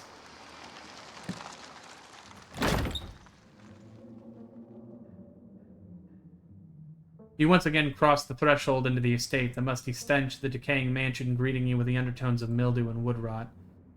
Well, this day was a lot more stressful than it needed to be, but at least nobody got hurt. I'm going to bed. I suggest you do the same. Thanks for calling me about those kids, by the way. It was unexpected. You could have... No, you should have waited for me, but I'm too tired to argue. I'll see you in the morning. Just go to bed, man. You collapse in Tabitha's dusty guest bed, your head empty of thoughts. After your time in the Shaw mine, you barely even notice the dust. Your phone buzzes on the table.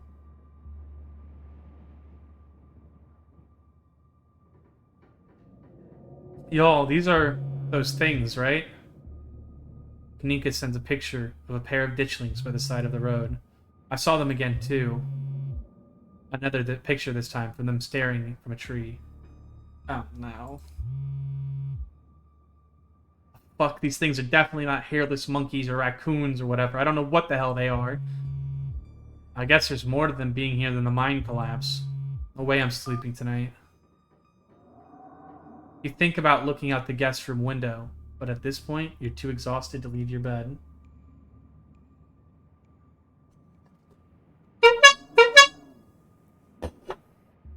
Threatens to overwhelm you. Your limbs feel heavy, your eyelids slipping down over your eyes even if you stare down at the ominous pictures on your phone.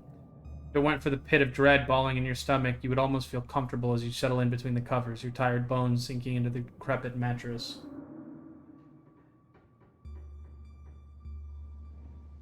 When you close your eyes, you see the shadowy figures that gathered behind Stella in the mines.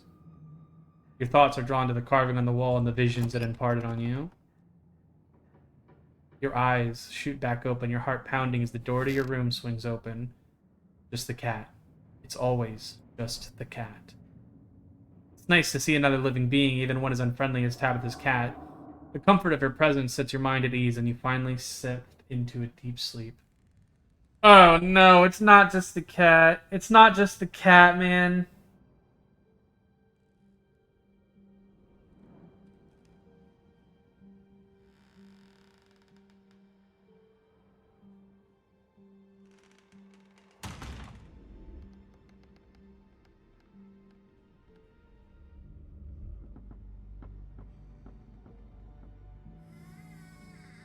Not just a cat, it's secretly a dog.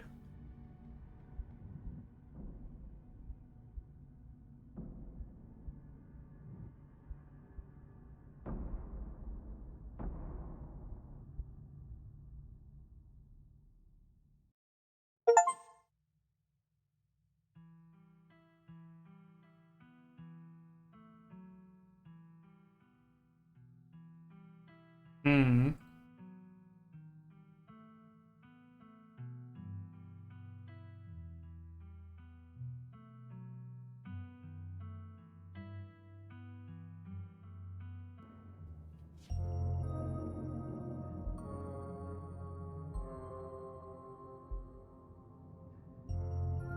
Sunshine filters in through the dusky windows of the estate as the dull aches of last night's activities throb in and out of focus.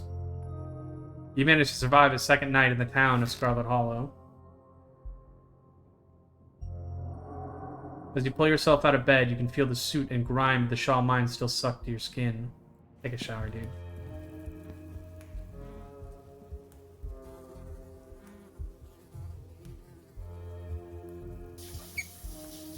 The water is hot and, surprisingly enough, clean. As steam fills your lungs and soot washes down the drain,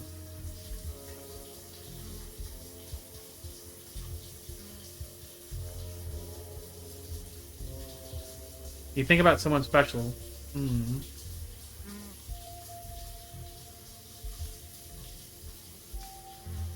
Think about Stella! Woo!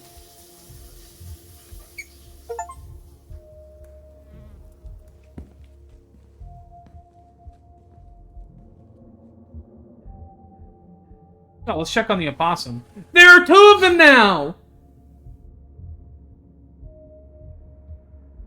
Hello? May I pet you?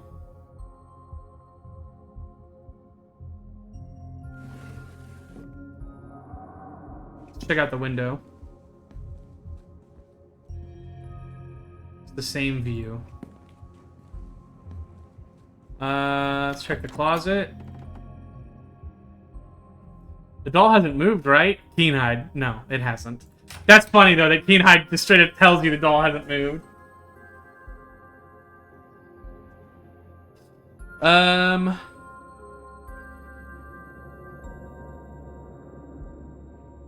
actually bonded with Tabitha last night.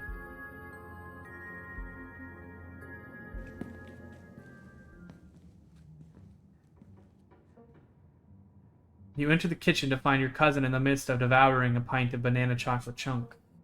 She isn't alone. Frau glares at you from her usual spot on the counter as a red-headed woman busies herself trying to tidy as best she can. Tabitha's eyes dart to the corner of the room, almost as if she's ashamed of being caught in the act of stress eating ice cream for breakfast.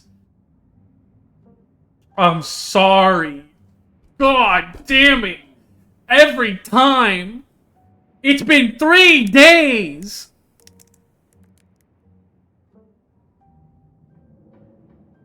You hold out your boiled peanuts as an offering to the woman in the kitchen.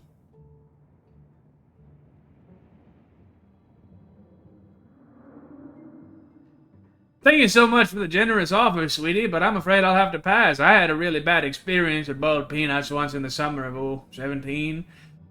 Hold on, it might have been 16. No, it was definitely 7. Anyway, my husband Tulip and I were on a road trip to Blowing Rock, and... Why do you still have those things?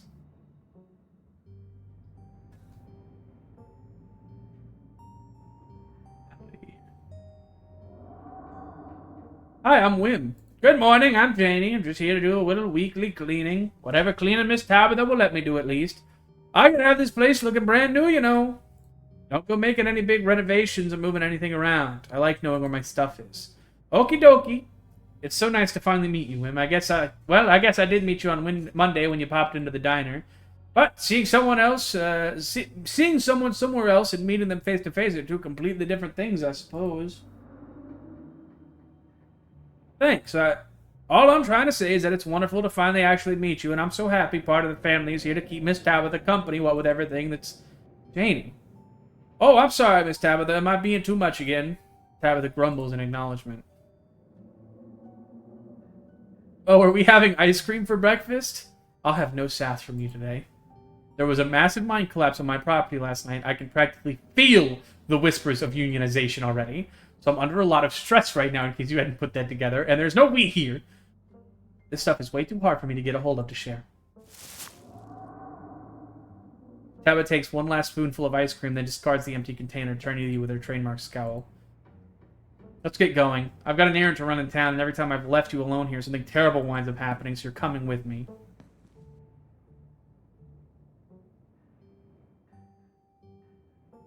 Yay! Cousin bonding time! That's what gets you to come along. Sure, whatever. Cousin bonding time. Janie, lock up when you leave, please, and don't go rearranging anything, I'll know. As you get ready to leave, Janie approaches from the far side of the kitchen. Tabitha remains between the two of you, impatiently tapping her foot. When before you go, I heard about what happened last night. I mean, I heard about it before Miss Tabitha mentioned it just now, and then I heard it again. I just wanted to say that I'm sorry you got caught up in that. You two did right by those kids, though. What a blessing, everyone getting out of that situation all right.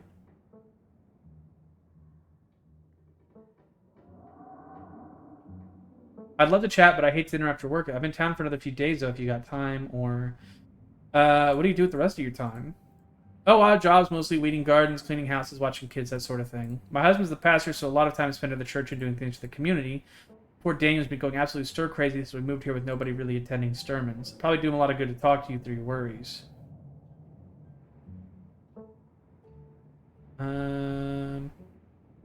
Thank you for the offer. Feel free to stop at the church anytime the door is always open. I love to chat, but I hate to interrupt your work. I'm in town for another few days, though, if you got time. Feel free by the church anytime.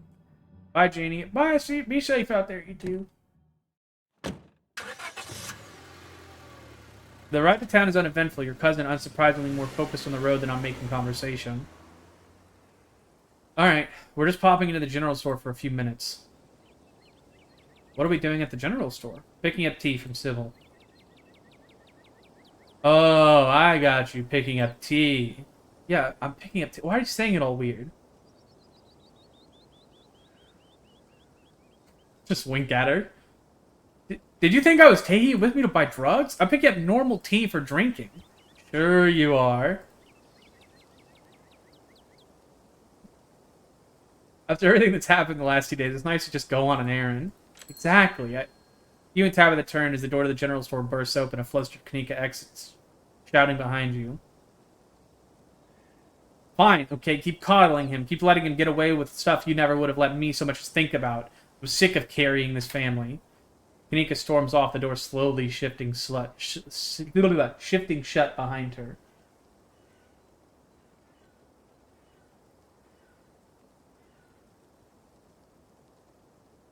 Other people and their drama. If more people kept things to themselves, they'd be a lot happier. I don't think that's true, Tabitha. I think you're... out of curiosity, would you call yourself happy? Tabitha pulls back, surprised by your question. Look, I'm not saying I'm perfect. Sure, I could be less stressed, but that doesn't mean I have to do with... That doesn't have to do with emotions. That's just, like, work stuff. I don't know. So, yeah, sure, I'm happy. Whatever. Come on, let's go.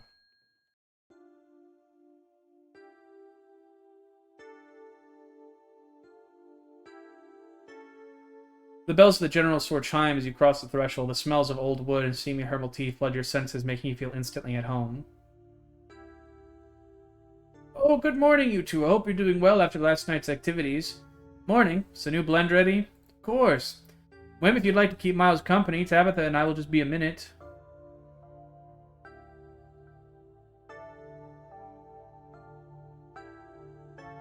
I'm afraid of Miles. What if he makes fun of me for being old?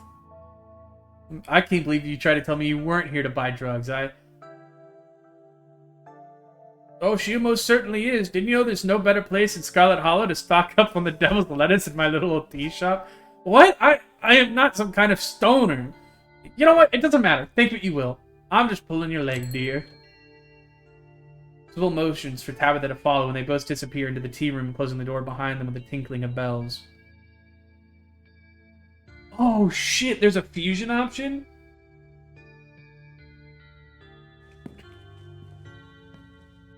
Find a subtle spot in the door and listen in. I know it took a little longer than you'd hope, but this was fairly short notice. In the future, please give me at least 2 months to gather what's needed. These plants aren't exactly easy to come by. Is there enough? Yes, everything should go just fine. Make sure this is all it eats for a few days, and I mean all. Put it somewhere it can't get other food.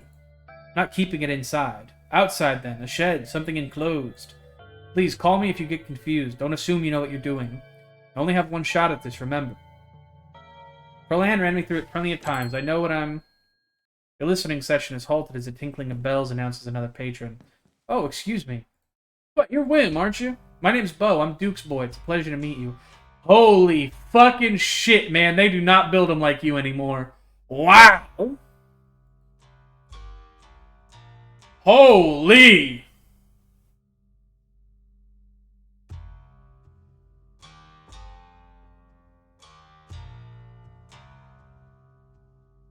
The policeman told me you saw what happened to my daddy. Oh, we're not telling him that.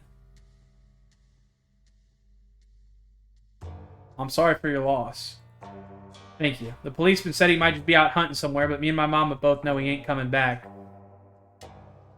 Mama's pretty broken up about it. I'm trying to hold it together since I'm the man of the house now, but it ain't easy. Me and him was supposed to bring Big Betty to the state fair this week, but now he's gone, and as of this morning, so is she. So I suppose if I'm not going to the fair, I may as well make myself useful and get out in the woods to look for what's left of my daddy.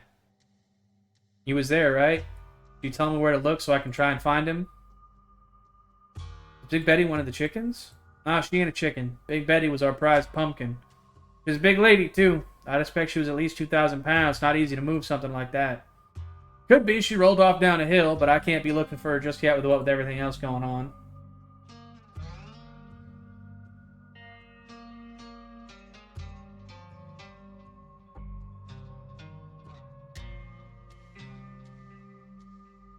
It's dangerous up there. I wouldn't go poking around. I ain't a stranger to what these hills have to offer. Daddy always said I wouldn't have nothing to fear so long as I learned how to use my fists, so he taught me how to do all that. Those woods might still get scary sometimes, but I reckon there's no better way to show my daddy I've learned those lessons than to go out there and find him. Seen anything strange on the farm the last couple days? Not really, no, but I've been awful busy, what with everything still been happening. Them chickens keep disappearing, though. Your dad was killed by ditchlings. They're the same things that have been stealing your chickens.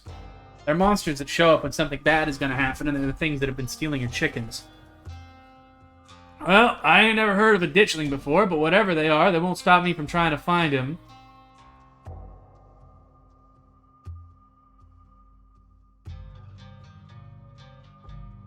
He died on the northwest edge of town off the Osagina Trail. Thank you, Wim. I appreciate you trying to help us out. I don't rest easy knowing he's out there somewhere all by his lonesome. And please tell Miss Scarlett I'm sorry about her mama. Still in the tea room. God, hey, I overslept. Still gotta make myself breakfast. If y'all want, you can swing by. Otherwise, meet me at the library. Otherwise, see you guys in the library. Also, you gotta tell me all about the Tabitha bonding. Last thing I need to hear is anything that humanizes that woman.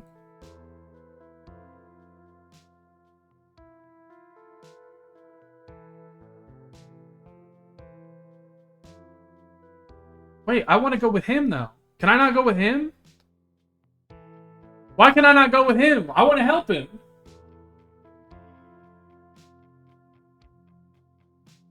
Back in a second, it's probably best to wait. You and Miles share an uncomfortably long moment of silence as Bo continues to shop. How are your dailies going? Miles doesn't dignify your question with an answer. I'm curious, bro.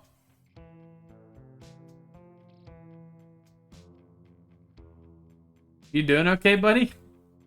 Aaron, don't talk to me like we know each other. You're just Kanika's weird friend. I don't even remember your name. It's Wim.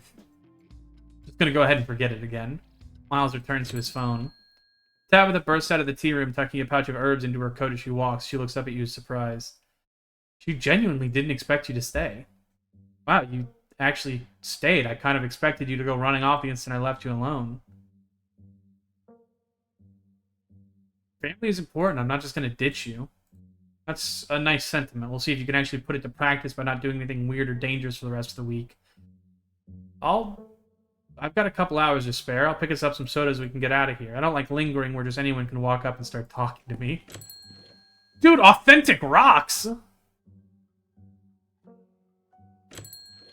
you think I can convince her to buy me some authentic rocks?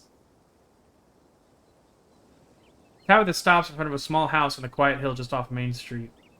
The Scarletts own most of the houses out here. We rent them out to employees, just more convenient, you know?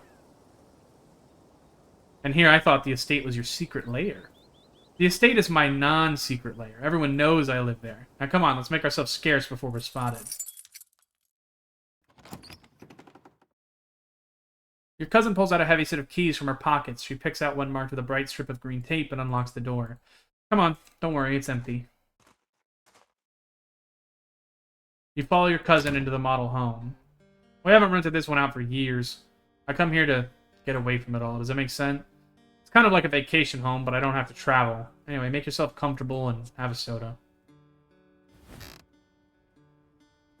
Yeah, in case you couldn't tell, the mine is actively failing. She won't admit that to us, but it's very obvious from talking to everybody. The mine is out of coal, basically. Like, damn near completely, from what I gather. Tabitha hands you a cream soda before settling in on the couch. This place clearly gets cleaned regularly, but it doesn't feel like a real home. It feels like a set piece, like you both wandered into a play, and if you were to look at the wall from another angle, you see them for two-dimensional illusions that they are.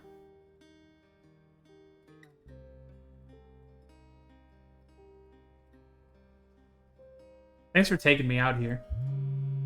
Your phone buzzes before Tabitha has the chance to respond. Almost forgot, it's Mayor Jimmy Day. Good excuse to head over to the library. We should check in with Oscar and Rosalina. Totally blanked on that, been having a weird/foggy morning. Wow that they're still doing the Mayor Jimmy thing even after last night. Do you think the news has spread yet? But yeah, we should go see Oscar. See you soon. It's Mayor Jimmy Day? Ugh, what a ridiculous event. You know he's a dog, right? Did they fill you in on that little detail? We haven't had a human mayor in Scarlett Hollow since at least the early 1900s. We've been a dog mayor town since then. Tabitha takes another sip of her soda, smirking. Everyone knows it's our family that holds the power in this town. Still, sounds like it could be kind of fun. Even I can admit it's funny watching everyone fawn over the little guy in his mayor getup. Yeah, count me in. We can finish our sodas and head over. No, I didn't get to talk to her about anything. Am I fucking stupid?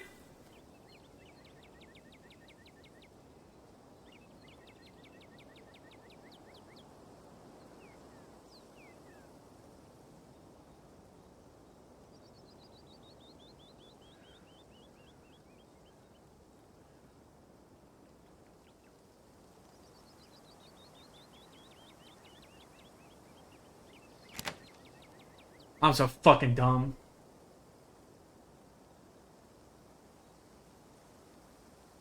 Oh, there is an autosave. Fuck, hold on.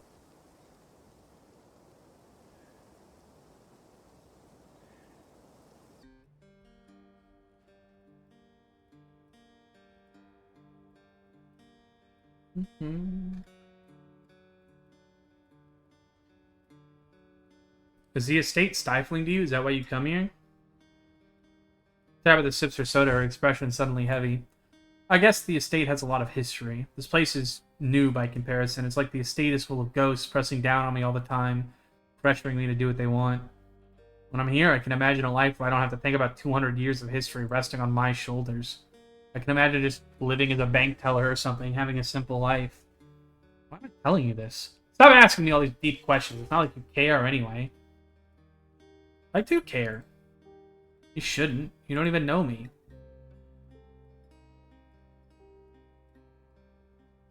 Can we try some of the tea you picked up? It smells nice.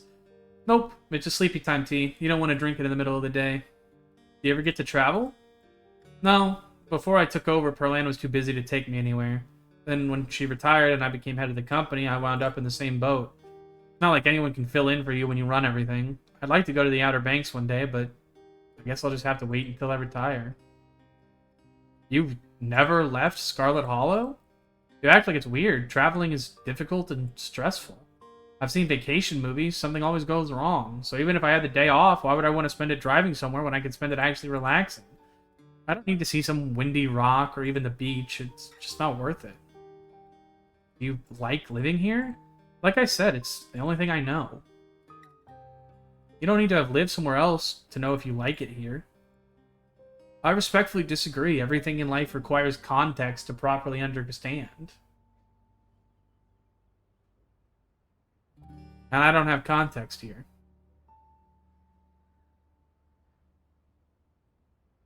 You don't need context to know if you like living somewhere. I know I asked you earlier, but are you happy here? Be honest. Generally? No, I'm not. But I'm happy you're here. Stop. Stop. Stop it, cousin. We're bonding. Stop it.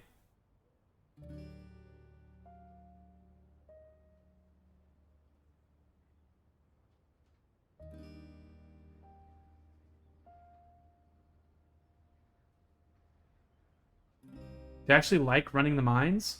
Of course not, but that doesn't really matter. I've had years of Perlan drilling into me that this is my job. I can't trust anyone else to do my job, and if I don't do it, this entire town falls into ruin. It's my burden to bear. Well, I'd be lying if I said I haven't thought about running off. What would you do if you weren't here?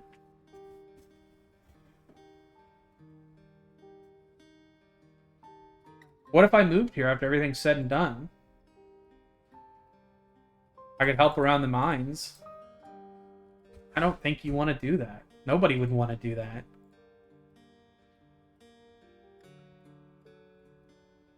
What was Perlan like? Okay, I guess you should know at least some of the things about the woman whose funeral you'll be attending. She was my mother. She was your mom's twin sister, fraternal. They didn't look like it.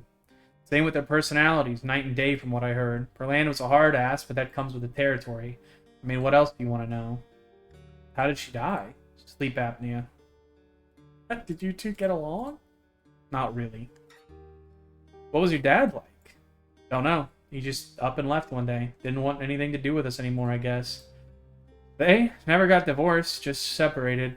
Probably couldn't be bothered to fill out any paperwork, especially considering he would lose any and all claim to the Scarlett fortune if they divorced. And he'd have to pay child support for a kid he couldn't be bothered to call on her birthday. Hooray, another member of the Deadbeat Dads Club. I can't say I really care for this sad parent club joke you keep making, but whatever. The Scarlet women are just too strong for most men. Our moms are better off without them, I'm sure. What do you think of Silas and the other old-timers? What is there to think about? For better or worse, they're the reason the two of us are here right now. Tell me about any other family members? Did Vivian really tell you nothing about us or her upbringing? I'd give you a brief history since she never bothered. Perlan and Vivian were raised by their grandmother because our grandmother died in childbirth. Our great-grandmother, Grandma Eddie, ran the mine before Perlan, then Perlan took over. And now here I am, following in their footsteps. What happened to the rest of the family? Silas had a lot of kids. I read about him in the library yesterday. What am I, an encyclopedia? We have documents on this stuff and some kind of fancy family tree somewhere on the estate, but I don't have it memorized. From what I can remember, our grandmother had a kid sister that died of some childhood illness, then she died having our moms, and I think Grandma Eddie had some brothers, but I vaguely recall something about them fighting in World War II. One way or another, nobody stuck around. As for anyone who came before the turn of the 20th century, damned if I know, that's ancient history. What was Grandma Eddie like? Did you know her? Tabitha is quiet a moment, her eyes distant. That is scary. Her voice is quiet. She takes another sip of cream soda. The matriarchal mining company seems unusual.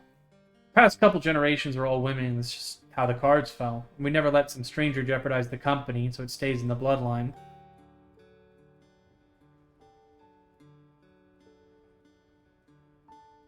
Did Perlan tell you anything about me and my mom?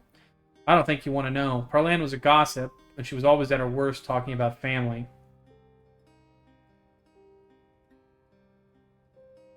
What do you really think of me? You're better than asking me for validation, I'll say that much. I can't believe we're actually hanging out. Isn't that why you came all the way down here from Murinville? Oh, fuck, dude. Every time I see it, it makes me laugh. You're a better person than you let on. Huh, thanks for the vote of confidence.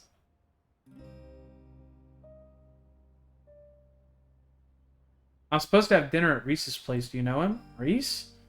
Oh, yeah, the dude that used to hang out with Kanika and Stella. I kind of remember him. Quiet, smelled kind of weird, stopped coming to school at one point. I guess he got sick or something. I know his mom better than I know him. She's been everybody's doctor for as long as I can remember. She's intimidating, but I've always liked her. I guess that's not hereditary, though. Reese always seemed like a bit of a wet blanket to me. I know I've already asked, but now that we're hanging out, can you tell me what the deal is with you and Stella? We were close in high school. Really, really close. We'd have sleepovers a few nights a week, spend all night watching monster movies and eating chips, and... Anyway, Pearland didn't like her. I'd always have to lie and say I was going over to her place to study, and when we graduated, it was impossible to see her anymore. There were no more excuses to go study. I was too busy learning the ropes at the time. Pearland made sure my every waking minute was occupied. I didn't have time for friends, but I never needed friends before meeting Stella, so it was easy enough to slip back into that mindset and try to move on.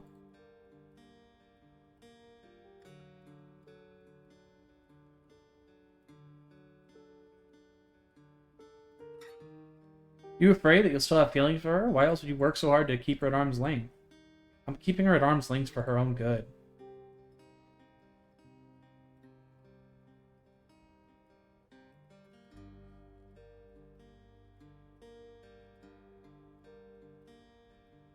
I love that I can keep bringing up the police when, keep in mind, chat, they have literally not said a single thing to me.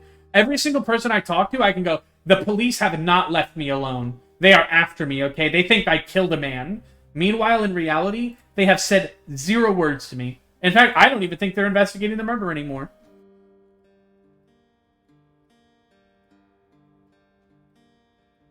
Are you sure you don't want to talk about Wayne? Yeah, sorry, it's a sore spot for me.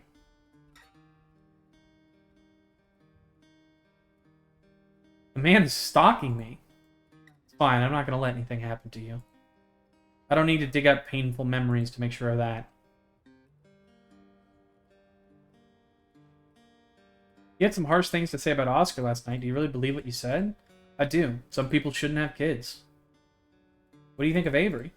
Who? Avery works at the diner, wears plant shirts. I have no idea who you're talking about. Street smarts. She has no idea who you're talking about. Do you know Sybil well? Everyone in town knows her, but I don't know if anyone actually knows her well. Why did you hire Janie? Pearland hired Janie. She was my babysitter before she started cleaning the estate. You want me to try to get you in with Kanika? Please, if she's anything like me, that would only make her hate me more. I have dignity, Wim. I really wouldn't worry about them. Our family is the law around these parts, so you should do your best to stay on my good side. Are you coming ghost hunting with us tonight? Is that actually happening? Stella will be there, but so will Kanika. I doubt she'd be thrilled to see me again. There's no point arguing with me. If you're gonna get up to any paranormal stuff, I'd better be there to save your skin if it gets hairy. Count me in. Tabitha's coming! That's so hype! That's so hype, chat. We're adding people to our party of ghost hunters. Big moves. I'm so happy we went back. Thanks for taking me out here. I'm just skipping all this because we've seen it before. It's Mayor Jimmy Day. And Stella's gonna be there. Yeah, count me in. Oh, wait, she added dialogue because she's excited this... Dude, I think actually we're done romancing Stella, bro. We have got to hook my cousin up.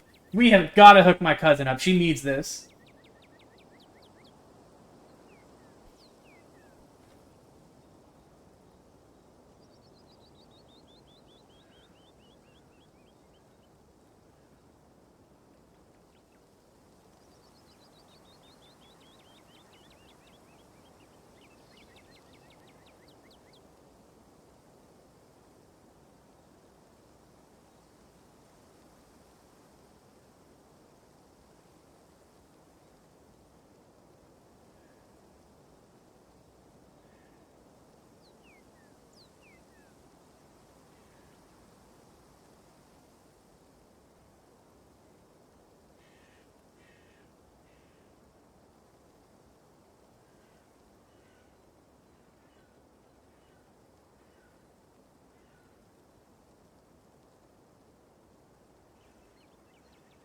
Hold on, chat, sorry.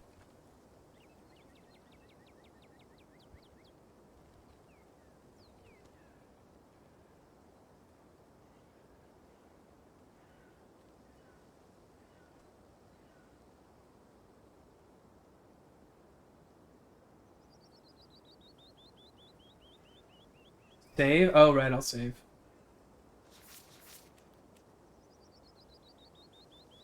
How do I look? It's been a while since I've been out in public like this. I'm kind of nervous.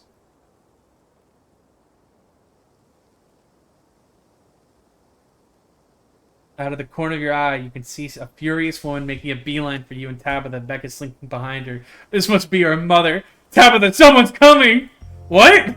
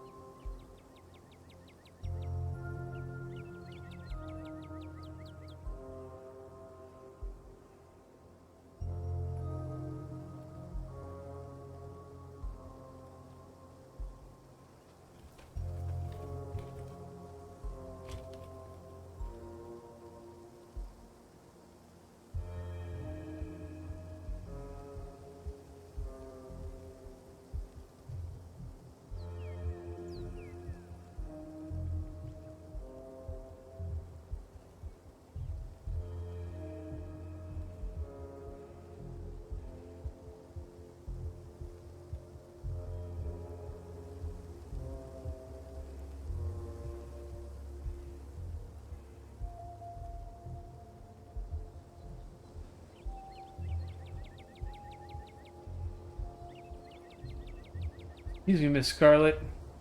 Can I help you? Becca stares at you from a distance as the furious woman tears into Tabitha.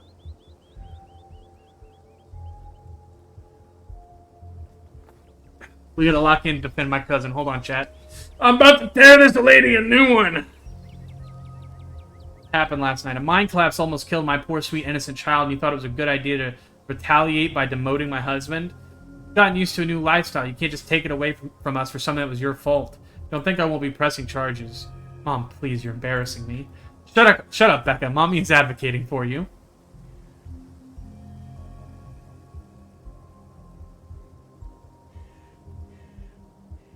You're here complaining about your husband being demoted? I almost died trying to help your daughter. The way I hear it, everything was fine last night until you showed up, so unless you want me to sue you as well, I'd keep your mouth shut. What legal grounds do you think you even have? There are signs. The place was boarded up. I did my legal duty, and you don't have a leg to stand on, so don't try to threaten me.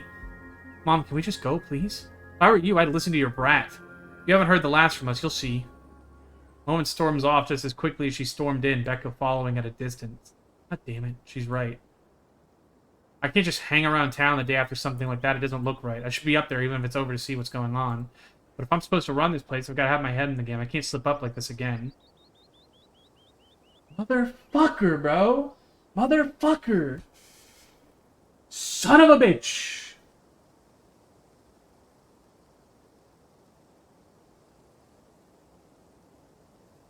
Stay out of trouble. I'll see you at the library tonight. She's still coming to the library, though. Okay, okay. Wait a minute.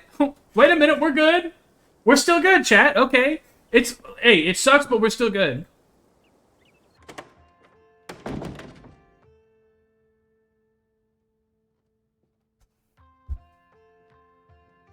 You entered the library alone. It's busier than usual, and a small crowd has formed in the corner of the main foyer. Yes, you're here. Thank God we have something to do this morning. My family's been driving me nuts. Yeah, the whole gang's here. I've been waiting to introduce Wim to the mayor for, like, the entire time I've known him. I've never gotten to introduce someone to the mayor before. It'll be worth it, trust us. Alright, shall we? Yep, he's a dog. Judging from the series of portraits lining the walls, Tabitha wasn't pulling your leg. Every mayor of Scarlet Hollow in living memory has also been a dog. You can tell this dog is the mayor from his little sash and his fancy top hat. There's a regal air about him, almost as if he knows the position of authority he's been elected to. And unless you're mistaken, the serious man by his side is Deputy Franklin, one of the policemen you spoke to following your encounter in the woods on Monday. The mayor's little nose starts twitching as you approach. His doggy eyes shine with a curious intensity. He knows you have something.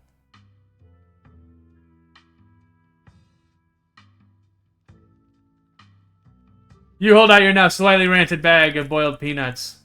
The mayor's nose twitches eagerly at their strong odor, and then he's on them in a flash, ripping through the plastic and devouring the soft-shelled legumes. Drop it! Sir, drop it! The security detail tries to tear him away, but it's too late. The peanuts are already eaten. Oh, hey, you finally got rid of those things. Thank God. You better hope those nuts settle well. If the mayor gets any tummy trouble after eating your disgusting pocket peanuts, they'll be held to pay. He holds out his paw as if to shake your hand. It's lovely to meet you, Mr. Mayor. No paw shaking, please. Only head pats and ear scratches allowed. Isn't he just the cutest? It's the best part of living in Scarlett Hollow beside the nature. And all my friends, and Winnie's Biscuits. And the close-knit small-town community, of course. But having a dog mayor is a close fifth, no contest. Gretchen squirms in Stella's arms, training to get at Mayor Jimmy. Whoa, Gretchen, calm down, old girl. You're gonna pull a muscle. Miss Richmond, I'm gonna have to ask you and your dog to step away from the mayor. I should have known better. These two have never been able to get along. Stella walks off, struggling to hold Gretchen back. Mr. Mayor? Looks like everyone else is already talking to Oscar in the next room.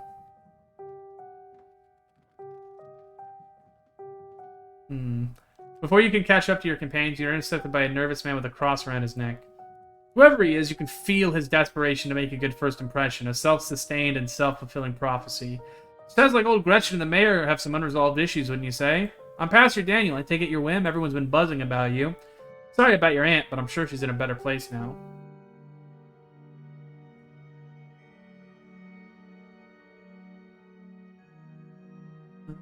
Janie mentioned you this morning.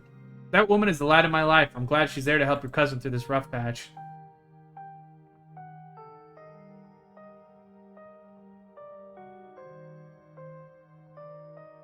You mentioned Pearline being in a better place, but I doubt it. Sounds like she was awful. I'm sure she wasn't that bad. Most people are good deep down inside, but it's best not to speak ill of the dead. You know anything about ghosts? I've never encountered one myself, but I have heard stories of folks who have been visited by their loved ones from beyond the grave, and it seems like it provides them with a sort of spiritual healing. Like their beloved relatives are watching over them even in death. Is this about Pearline, or perhaps your mother? Have you been visited by her? Oscar's place is haunted. Oh, like a Scooby-Doo episode or something? I'm afraid I don't buy into that particular notion. It's a bit too spiritualist. Now, if it were a vision of one of his parents trying to contact him from heaven, I can understand that, but I simply don't believe in malicious spirits lingering, neither in heaven nor hell, jumping out of the closet to scare us. I'm sure there's a perfectly reasonable explanation for whatever he says. You believe in some ghosts and not others? What makes you an authority on that? I do have a degree from one of the top seminaries in this country. I took a whole class on ghosts, so I suppose it does give me a certain authority on the situation. Well, I trust Oscar. I'm sure Mr. Gutierrez saw something, but I'm just suggesting he may have misinterpreted it as a sign from beyond. A lot of folks are frightened when presented with such visions. It's nothing to be ashamed of.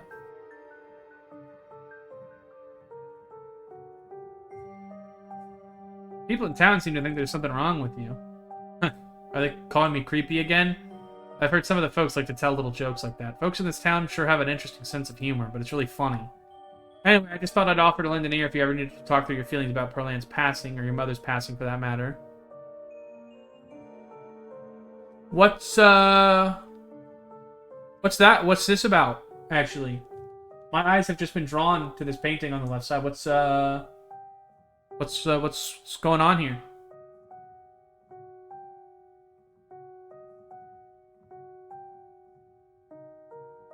That sounds lovely, thank you. Church doors are open at any time you feel like you need someone to talk to. I've been told I'm an excellent listener, and of course I've been trained in spiritual counseling, so I may be of help if you find yourself in a difficult place emotionally. I'd offer the same to Tabitha, since she and my wife Jeannie are friends, but I think she's a bit too busy to take me up on it. Anyway, I hope to see you around.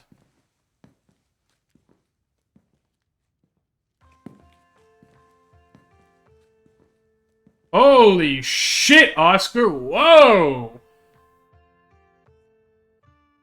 Oh, you're single, right? Oh, how you doing?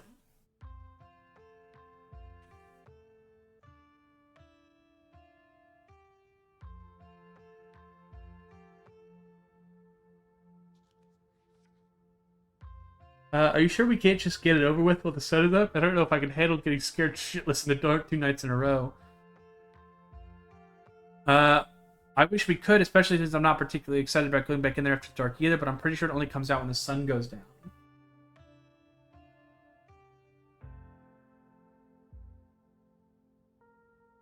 No way I'm going in there until that spirit is at full power. I want to be sure we can get the best evidence possible. It'd be my only real shot to get proof of ghosts. I'm not going to waste it because I'm impatient. They're going to be the death of me. I just hope it's possible to get rid of this thing. This is a pretty serious ghost infestation. Is that what you'd call something like this? I believe it's called a haunting, but ghost infestation also sounds good. I suppose we're the ghost hunters, so we can call it whatever we want. Anyways, I'll be bringing all the ghost hunting supplies anyone could ever need. So we should be set on preparations. The only thing y'all need is to bring an open mind. Don't worry, Oscar. We'll fix this. Whatever this is, we'll get to the bottom of it tonight. Thanks, guys. I really appreciate it. Well, if we're not doing the hunt now, I guess we should head over to Reese's. Absolutely, come on. Time to go bother our friend. I'm going to get back to it. See y'all tonight. Before I forget, I invited Tabitha to come ghost hunting. Still don't get what you see in her, and I don't think I ever will, but I guess she's your family. I thought she was pretty helpful at the mines last night. I mean, I guess. Good call, Wim. I can't wait to hang out with her more. Kanika sighs. Doesn't matter, though. Wim already invited her, so I guess we'll just see what happens. We're lucky she'll be too busy at the mines to even show. We're lucky she will show, and the two of you will finally get along. I also met Pastor Daniel. It was only a matter of time until he tried to pull you aside about grief counseling. When my dad died, I had to ban him from the general store for a week. He wouldn't stop leaving these little pamphlets at the checkout. I don't know where he finds so many. I think he just really wants people to like him, but he comes off as desperate. It's a vicious cycle. When you put it like that, his whole situation is kind of sad. Even if that's the case, it doesn't mean I have to like him. Whatever his deal is goes a step beyond trying too hard to get people to like him. The man was grinning through all of my dad's funeral. He's not normal. And I don't mean that in a stigmatizing mental illness kind of way. There's just this little siren that goes off every time I see him that tells me to get away from him. Exactly how I would describe it, too. The whole town feels that way. Now that I think about it, he must be pretty lonely. He can look for friends somewhere else. What about inviting Avery? Sure, I guess. The more the merrier, right? Maybe there'll be extra voices of reason. We won't be much help to Oscar if we start jumping at our own shadow.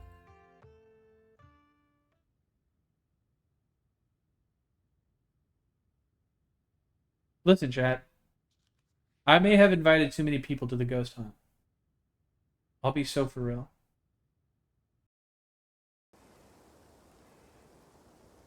You once again find yourself in front of Reese's house. A cold hesitation grips you as the building looms over the hilltop. Though it's only early afternoon, it feels much later, the sun already sinking behind the tall mountains that surround Scarlett Hollow. We're a little early. What if Dr. Kelly yells at us? There's no such thing as early when you're hanging out with friends. That's just extra time you get to spend together. Okay, but what if she yells at us? What's up, dude? It's too late. The door swings open. Hey, Reese. Oh my god, dude, it's been ages. You look like you're about to die. What the fuck? You must be Wim, right? I've heard a lot about you. Stella's been relentless about making sure I got all the Wim updates. Breton starts yelping at Reese, straining against Stella's grip. She tries to get between them. Are they here already? I knew you'd show up early, Stella, and you brought the dog. Great. Yeah, I thought she might cheer Reese up. I don't know what's gotten into her all of a sudden. The dog stays outside. It's okay, Stella. We can let her chill in my van for a bit. I'll run the AC and leave her some treats. You know I always have those easy chew dog jerky stashed away. But we go everywhere together. You want to come in or not? Kanika nervously tugs Stella away towards her van. Well, what about you, Win? Are you coming in? Oh, sure. You follow Reese and Dr. Kelly inside. Stella and Kanika aren't far behind you. I mean, it makes sense, right?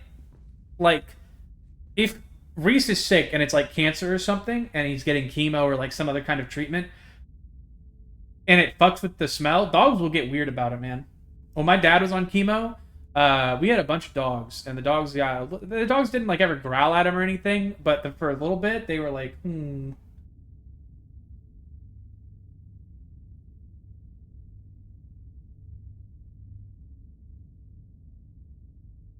The house feels cold. Not only is there an odd chill in the air, but the building itself feels too sterile, uncomfortably tidy to the point where you're nervous to touch anything. There's our man! There's our boy! I have been waiting for this, but the anxiety is gonna kill me. You've been waiting for what, this part of the game? If it weren't for the aroma of store-bought dinner rolls baking in the oven and the unsettling artwork hanging on the wall, you'd be half convinced this was a real estate showing. Is that an SCP back there on the wall? Is that two SCPs? Why do you have SCPs on your wall? I see you. I see you, artist. I see you, background designer. How can I lend a hand? By sitting down at the table and not puttering around in my kitchen. I made sure everything was well done in advance. The only thing left of the rolls was shouldn't be done, or we shouldn't take too long. Then we can have a quick dinner and you can leave my house and go on about your business. But I was kind of hoping to see Reese's new art. We still have time now, right? You're not seriously consider subjecting your friends to your disaster of a room, are you? It's not that bad. You can still see the floor. Dr. Kelly raises a single questioning eyebrow. I don't mind a little mess. Yeah, I doubt it could be any worse than the way I keep my room. Alright, fine. As long as you stay out of the kitchen, I don't care what you get up to. Alright, we'll be downstairs. We won't even know we're here.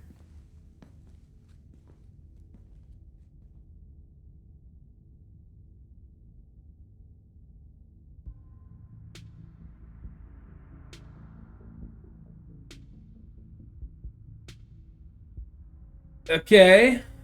Alright, man. Okay. I see what you've done with the place. Okay. Basement is what you'd expect out of a tortured artist who spends all of his time confined to his studio. Discarded canvases line its edges, while trash and sketches leak out from their piles in the corners of the room, hiding the bare cement floor. Ghoulish faces coat the walls in paint, sneering out at their creator. Your mom is so scary. She can be a little intense, kind of overprotective, I guess, which makes sense. Anyway, make yourselves comfortable. You'll have to forgive the mess. I've been distracted lately. Haven't been cleaning much. Do you need us to sneak you out of here? This place feels like a prison. Unfortunately, the prison we're dealing with here is my body, not my room. You're sure there's nothing we can do? Your company is plenty. It's nice to have living people down here for a change. You know we'd visit more if your mom let us. Did she tell you she turned us away yesterday? She said we couldn't even talk to you? It's a little controlling. Came by yesterday? Didn't tell me.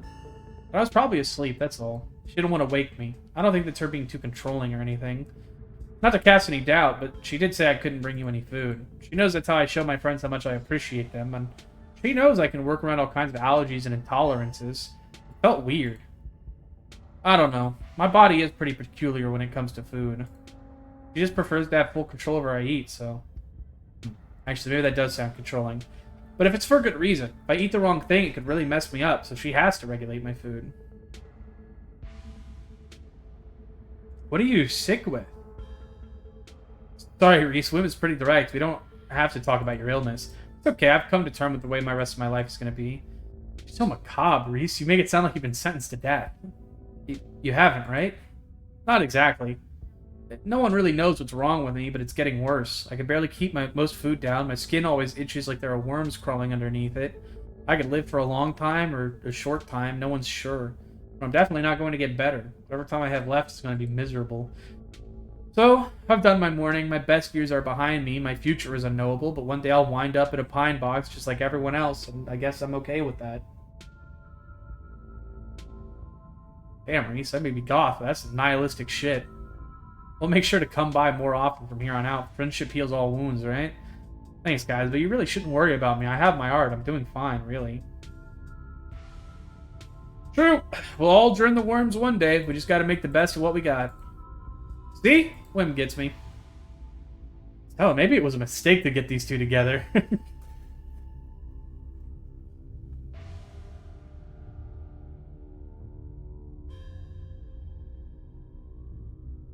I still told you everything that's happened about the next couple of days?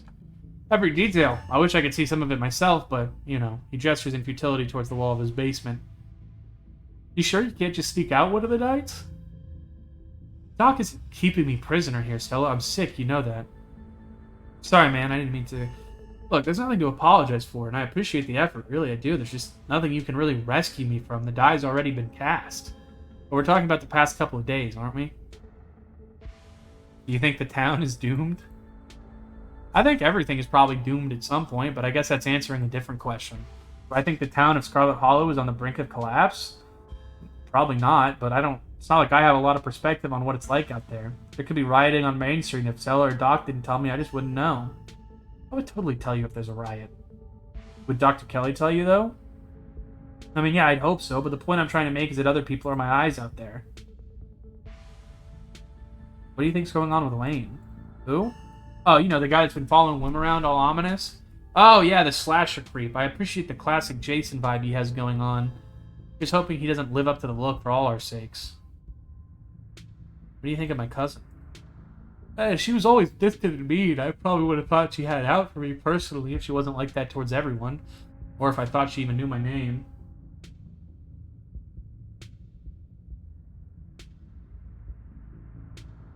But people change. Maybe she's nicer now. She's still terrible. You guys just never took the chance to get to know her. She's actually really funny and sweet. Do you have any thoughts on the Ditchlings we've been seeing? Yeah, they've been coming up to my window at night. Wait, really? What the fuck? Are you serious, man? Is that why you texted me? They look like something out of your nightmares? Yeah, I thought I was hallucinating. I hadn't put it together that we might have been seeing the same thing until now. I've been sketching them, actually. Tell me what you think. He pulls out the sketchbook from one of the piles in his room. Yeah, no, that's them, dude.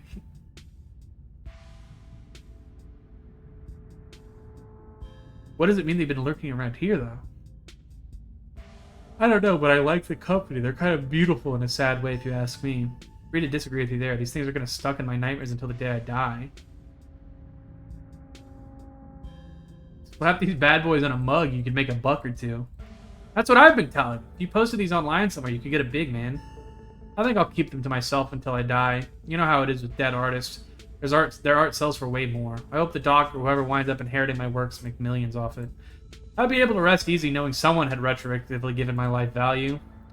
Or you could sell them while alive and enjoy the fruits of your labor while you still exist. Sounds complicated. I'd rather just spend my time painting and leave the hard work to someone else. Quite a movie collection. You got any recommendations? You heard of Shinochi Deathblood? I saw that for the first time recently and it blew me away. Excellent example of both Japanese horror and found footage done right. We could even put it on after dinner if you guys are interested. I would usually be down for that, but we've got to head over to Oscar's after this. We promised we'd ghost bust his place. He's apparently been dealing with a bad haunting. And I feel like we should really be there for him tonight considering everything that's happened. He and Rosalina both need our support right now. I don't like horror movies anyway, to be honest. That's fair, they're not for everyone, but I give this one a shot. It's not a gore fest like you might expect from some horror movie. It's all about the dread. That's the good stuff. You can always trust Reese's horror picks. He always finds the obscure movies that winds up knocking your socks off. I always still have nightmares about whatever that French one was. That one was messed up.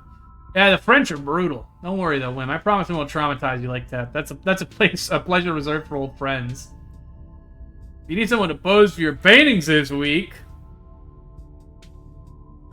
it's so kind of you to offer. If you're okay with hanging out at weird hours, I'd love for you to come by and sit for me. It's been a long time since I was able to draw anyone but myself, and I'd really appreciate the company. We could all come. Wouldn't that be fun? I love that Kanika's the only one that picked up the flirting there, and Stella's just like, dude, what if all three of us showed up to that not at all, like, crazy date?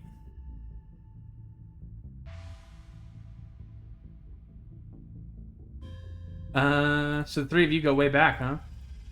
Almost to the womb. The school here is a tiny K-12, not exactly a one-room schoolhouse, but not far from it. We're lucky we all got along as much as we did. Some kids weren't able to make any friends their own age. They just happened to be born around the same time as some real jerks and were stuck with them through their whole school career, poor kids. Not that we were free from dealing with jerks, like a certain Scarlett I could name. Okay, she was a little rough around the edges, but she was pretty friendly when you got past that. Maybe to you. The way she used to look at me, you'd think I'd rolled in something foul every morning before school. Same here. Though to be fair, the feeling was more mutual between us. She deserved it, though. Want to come ghost hunting with us tonight? Oh wow, do you think you'd be down for that? We'd love to have you. That would be amazing, but I haven't had the best luck leaving the house lately. Even just walking to town is enough to put me to bed for weeks. It sucks. Make sure you bring your camera, Stella. I want to watch everything that happens. Guess that's it for catching up. Make sure you all wash your hands with soap. I don't want anyone sharing their germs. Good thing, Doc. Yes, ma'am. Odd door at the end of the hallway. Feels out of place, like you've accidentally wandered into a different, older house. But more than that, you feel something radiating out from behind it, something dark and cold. Something that reminds you of the dusty tunnels you narrowly escaped last night. An oppressive hum just beyond the healing fills the air and you feel strange. You are compelled to approach the door, drawn as if hypnotized. What the fuck?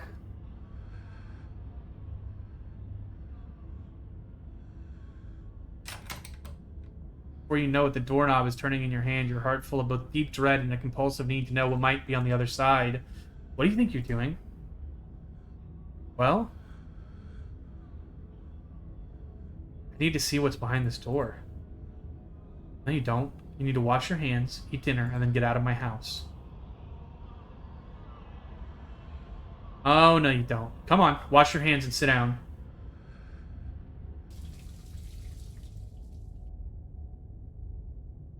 You do as she says, cleaning up under her watchful eyes and then allowing yourself to be ushered back to the table and away from the door. Dude, what the fuck is in that door? Dinner is already laid out. Dinner rolls, spaghetti, and a light salad. Kanika anxiously picks at her food. Stella is nervously talkative, and Reese is suddenly quiet and tense. His shoulders tight as his mother perches on the chair next to his. Dr. Kelly eyes all of you with a sharp, fierce gaze. She sits opposite you at the far end of the table, her features silhouetted against the light of the setting sun in the window behind her. Given her protectiveness towards Reese, you find it odd that he's seated between the two of you rather than the other way around.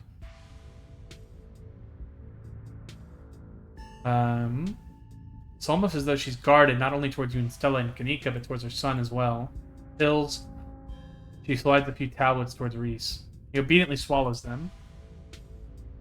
This is excellent, Dr. Kelly. Is the pasta sauce homemade? No, it's from a jar. I worked too many hours to make my own pasta sauce. Well, you have excellent taste in brands. You never want any tips on home-cooked pasta? No thanks, Tom. I have the internet if I need recipes. Thanks again for having us, Dr. Kelly. I really appreciate it. You didn't tell me they came by yesterday. You were asleep. I didn't want them to wake you up. Yeah, but you could have told me. Why? They were coming over today anyway. I would just rather know these things. Noted. Noted, but she won't do anything about it. Her son will remain in the dark. That's fucking crazy.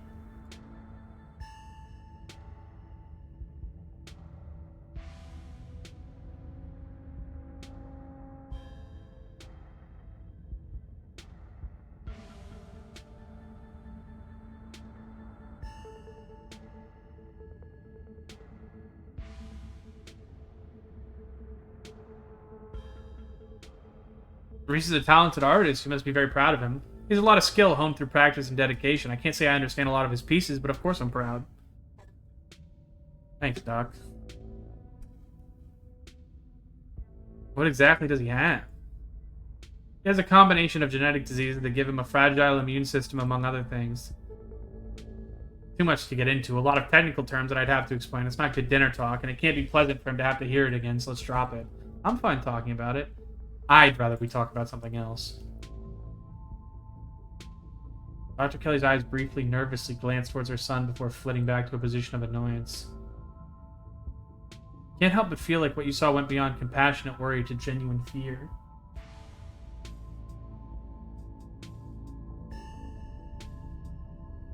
You think Reese might feel better if he gets to see people more often? No. I'm his doctor and his mother.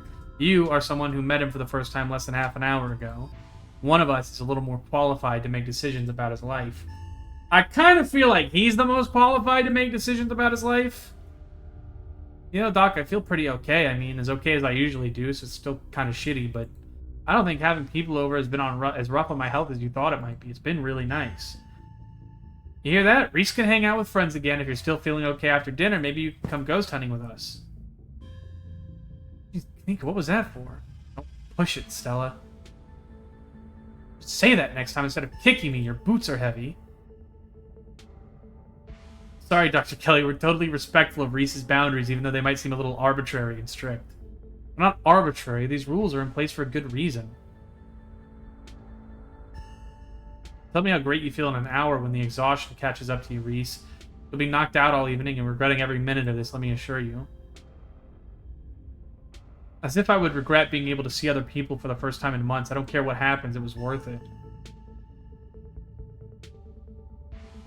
Does no one in this town have two parents? Small towns are full of drama. People meet when they're young and reckless, and it doesn't always work out long term. Plus, the hills are dangerous, and jobs even more so. Things happen. Not everyone gets some fairy tale ending. You can find some happy endings here, though. Or you can find happy endings anywhere, though. It doesn't have to be perfect, but people could still be happy if bad things happen to them. I guess living in denial is a kind of happiness, sure.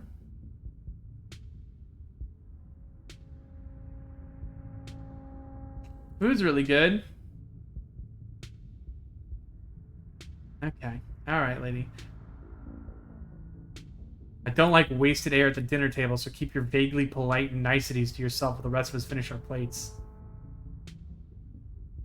The more you talk, the less you feel like you're having a conversation, the more you feel like you're treading on eggshells.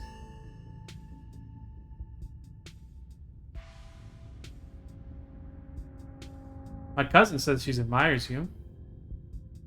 Really? I didn't think Tabitha could look up to anyone who was in a Scarlett. You just didn't get to know her. She had tons of inspirations. Rockefeller, Carnegie, Ford. And that's even worse. She admires me so much she shouldn't be afraid to come in for her yearly physical. Especially since her aunt and now her mother both passed away at such relatively young ages. And I think the woman in the previous generation fared even worse than that. Can't remember the last time I saw her in my office. She should get her priorities straight.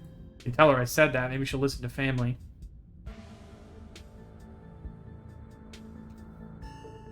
Why didn't you want me poking around the clinic? You seemed awfully guarded about me checking out that door.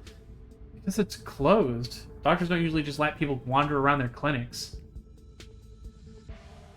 I'm sure Wim is just joking, right, Wim? You know, I can't say I've ever felt drawn to a place before, but the secrecy is starting to make it feel awfully compelling. Stella, don't you think of getting any ideas from Wim. No one is playing hide and seek in my private offices. Not today, not ever.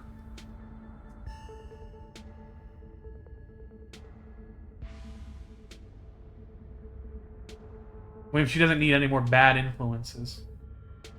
Yeah, but what if it is haunted? This place is built out of an old Civil War hospital, right? It was a TB clinic, too. Double haunted. I can't believe I never went ghost hunting here. Are you sure you don't want us to check it out? We'll have a whole bunch of extra experience after tonight. It's not haunted. Now drop it. Tension at the dinner table reaches a breaking point. Alright, that's enough.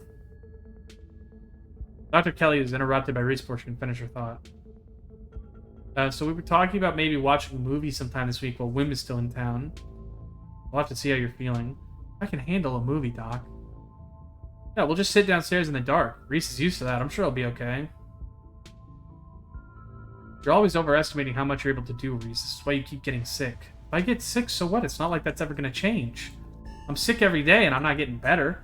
I don't want to spend the last few miserable years of my life holed up in the basement alone just because seeing my friends has been deemed too strenuous. I'm an adult, for God's sakes. I can't believe I have to ask permission from my mom just to have friends over. Reese stops mid-sentence, wincing in pain and wrapping himself in his arms. Don't say things like that. I'm doing my best. I'm doing everything I can to try and fix. Silences. Dr. Kelly's eyes shoot open. Reese? Reese abruptly pulls himself from the table and leaves. Damn it, I knew it. I knew this would be too much. Everyone get out of my house, please. Just leave us alone. Stop trying to interfere with his life. All it does is hurt him more. You can't just leave him like this. Now is when he needs his friends the most. Now is when he needs me the most. I am his doctor and his mother. I know you care about him. I know that, and I know he knows it too, but all you do is get in the way. So please just leave.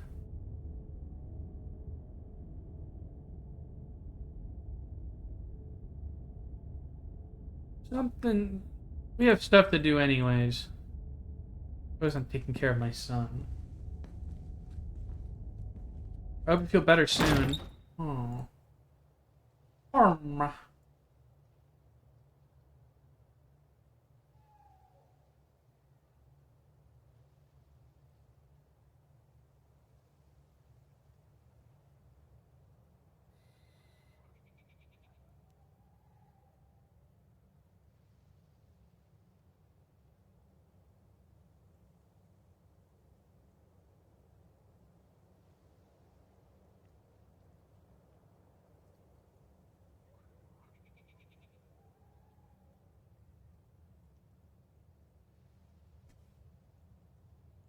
No, the pieces ain't welding true at all. Something's off here. Dr. Kelly shuts the door in your face as the click of a lock signals the end of your dinner at Reese's. Did either of you get the impression that Dr. Kelly is afraid of Reese? She never turned her back towards him. Are you sure she just wasn't being overprotective? I'm sure that's all that's going on, and she has every right to be. I mean, the poor guy took 2 bites of food and got sick immediately. I can't imagine what that's like for both of them to go through. Yeah, but if she was being overprotective, she'd have sat between us and him. She had her back to the window. That's interesting. If anyone should be afraid of anyone in that house, Reese should be afraid of his mom. I think you're both reading into things too much. Dr. Kelly is good people. Look, I'm just saying maybe there's more to their dynamic than just him being sick, but it's not like there's more we can do right now. We could probably go back and forth on this for a while. Let's just grab Gretchen and get going. The sun is setting and we don't want to miss a second of ghost action. Stella hurries off down the hill, almost as if to run away from what just happened. You and Kanika follow her down the slowly darkening street. Lit by the orange hues of the setting sun, the library feels...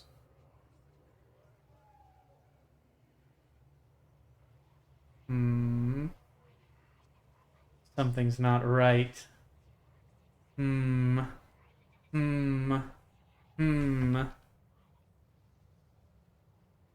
Huh.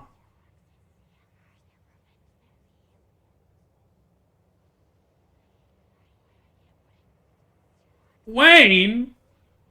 What are you doing here?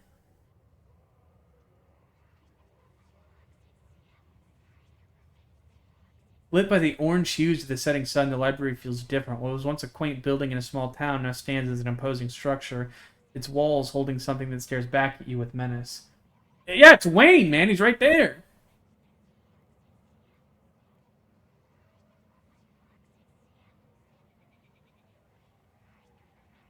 Maybe Kanika is right. Maybe ghosts aren't real, and the rest of tonight is going to be a pleasant break from the events of the past few days.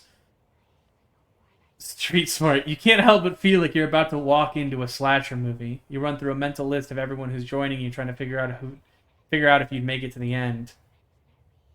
Who are you kidding? Order doesn't matter. Stella or Kanika is probably the final girl. Before you enter, a pair of figures in the nearby bush catch your eye. You can't help but feel that with every passing day, the ditchlings grow bolder.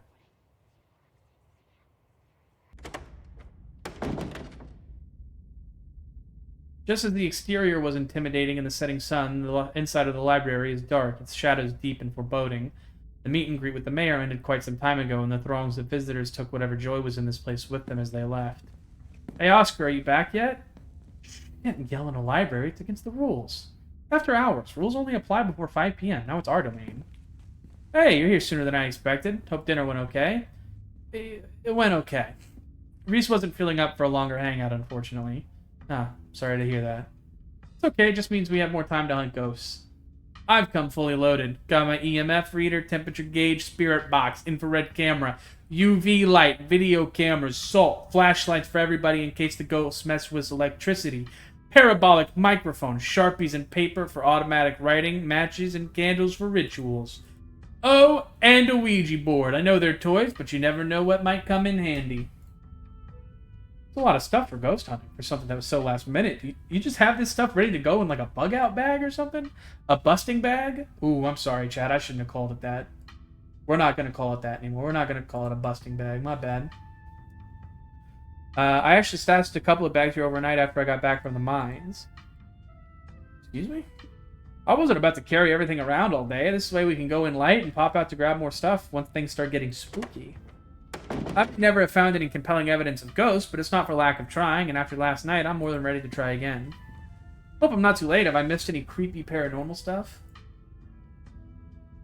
Avery, glad you could make it. The more pairs of hands we have, the more equipment we can carry. Sure thing, always happy to offer a hand or two. I hope you aren't taking this as seriously as everyone else. I need someone else to be rational with. Whoa, is that an EMF reader? I've never seen one in person. Look at all this stuff. Spirit box, parabolic microphone. Y'all really covered all your bases. Oh no. Hey, I'm as rational as they come. I'm just not ready to rule out weird paranormal stuff. When people tell me they saw a ghost, who am I to say they didn't? I mean, y'all apparently saw some really unexplainable stuff on Monday, and the mine only collapsing again after 100 years while you were in there? I'm just saying, anything seems possible right now. I've got a bad feeling about this. There were ditchlings in the bushes outside. Who knows how many more are lurking around here? Are those the monsters you saw in the woods? Just once, I'd like to see some of this stuff myself. Trust me, you don't. If Sybil's right, we're only going to see more of them as time goes on. We can't let them get in the way of things.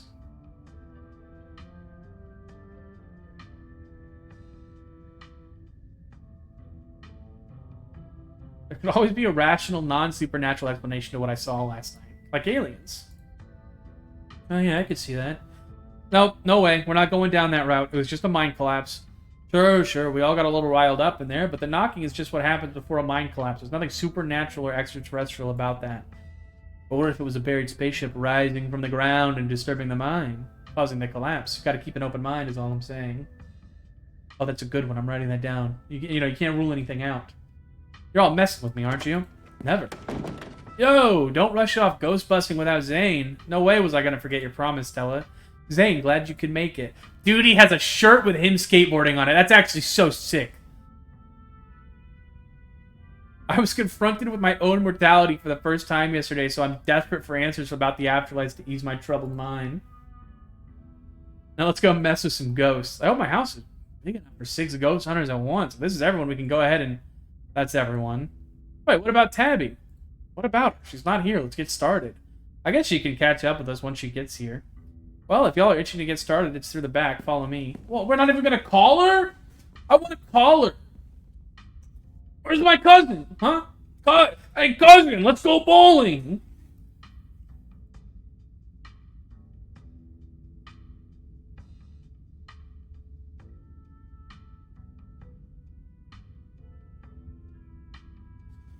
Looks like the sun is almost set. This is when stuff usually starts to kick off. I've been back inside for about a week or so. I have no idea what to expect.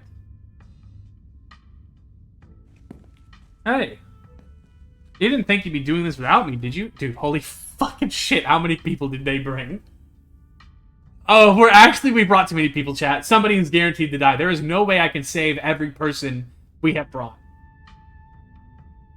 I genuinely think either two things have happened. I either have brought too many people and I have made a guaranteed death because there's too many to save, or I brought so many people that we'll see nothing at all and it's fine. I thought you were at Alexis's place. Sorry, Mr. Gutierrez. She was really convincing. Oh, hi, Zane. What's up? Yo. You don't have to leave me out of stuff like this anymore, Dad. I'm not some fragile thing that needs protecting. I can handle seeing a ghost or whatever it is that's keeping us out of our home. Ape together strong. True. I don't think you'd want to see what's in there, Rosaline. I don't know if you'd ever be able to feel safe in our house again if you knew it was there. I mean, Zane's coming, dude. It's not like it's an adults-only event. Got a good point, Mr. G. I don't want to be coddled just because you're scared. Alexis and I can handle this. Yeah, we can totally handle this. Hey, I'm sorry, Rosa. Just let me know if it gets to be too much for you and you can leave, okay? Now let's get our house back.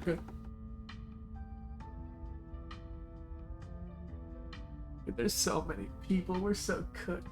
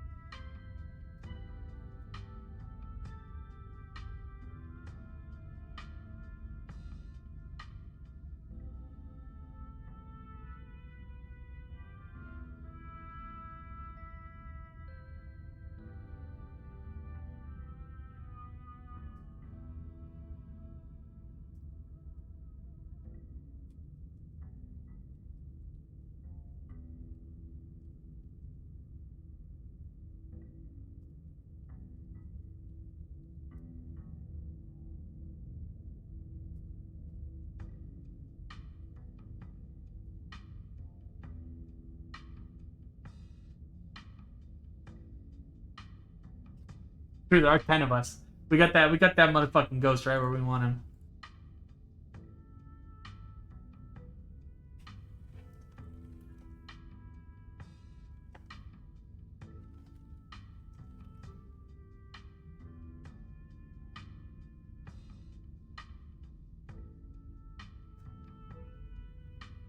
You all cross over the threshold and enter Oscar's living room. Family photos line the walls and stacks of books sit comfortably on wooden furniture.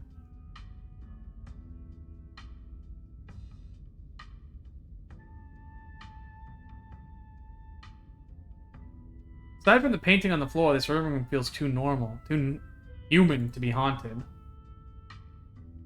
Okay, it looks pretty normal for now. I don't remember that painting being on the floor, but that could be non-supernatural. None of my equipment is picking up anything around the picture. But I'll set up the camera in case it falls again. Could be important evidence.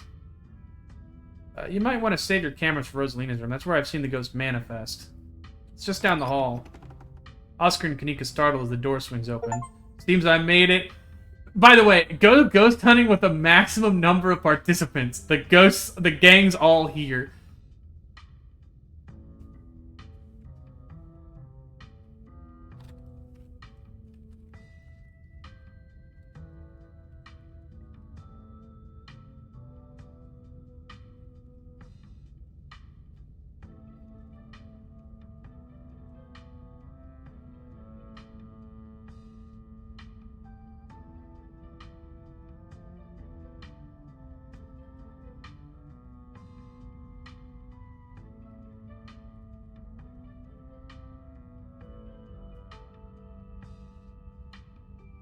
We got an achievement for overfilling the house.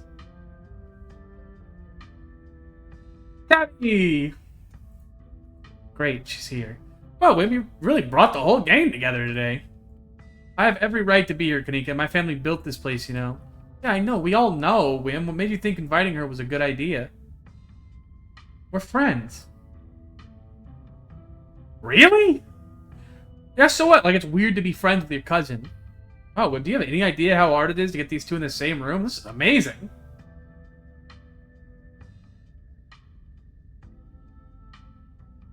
Innocent. Yeah, amazing. That's a word for it. Sounds like we're in for an interesting night. I'm glad I didn't stay in the same town with the people I went to high school with. No wonder small towns have so much drama. I wonder if the ghost will even show up with this many people around. Sorry, Oscar. Wait, is it just me, or does it suddenly feel colder? No, it does. I definitely feel that too. Same, I've got chills. The temperature gun says it's actually a couple degrees colder, but that's normal. Rooms and hallways are sometimes colder than other parts of the house. Whoa. A genuine cold spot. I gotta snap a pic for posterity. Zane, did you just snap a random picture of the room we're standing in?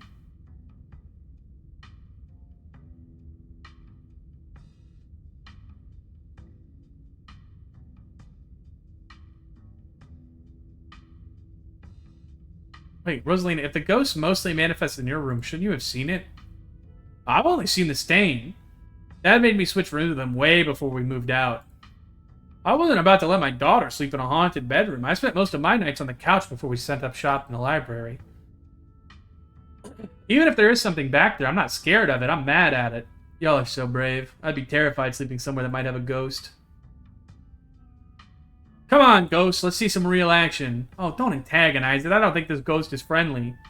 How do you know? Or how do you, like, know that, though? If I were a ghost, I'd be mad chill. If you saw what I've seen, I don't think you'd be saying that. That's an interesting point, though. What if ghosts usually are friendly and they're only terrifying because they don't know how to be anything else? Yeah, like, I know if I were a ghost, I'd just vibe. But what if my vibes were bad and I didn't know it? I shudder to think of the possibilities. Dude, fuck yes.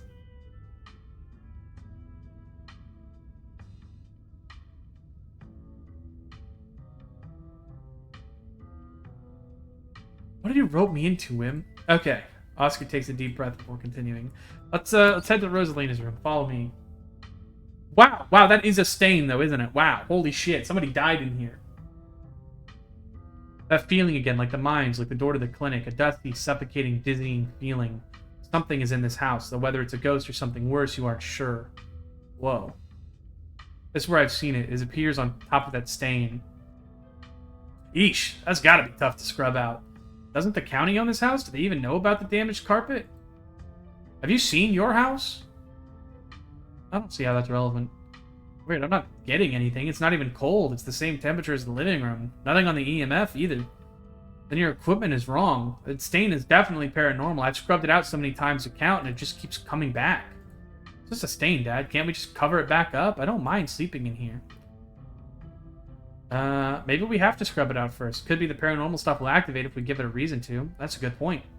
I've never heard of bleach-activated ghost before. You don't use bleach to clean a carpet, Tabitha.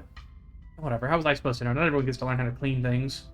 Y'all are offering free carpet cleaning? Be my guess. Probably just a rusty pipe leaking through the floor. That was my first thought, too. Have y'all tried tearing up the carpet? In a house owned by the government? No way, I'm not messing with their carpets. I'd rather scrub ghost blood out of it every day than have the government take me to court for destroying their property. That's so real. That's so fucking real.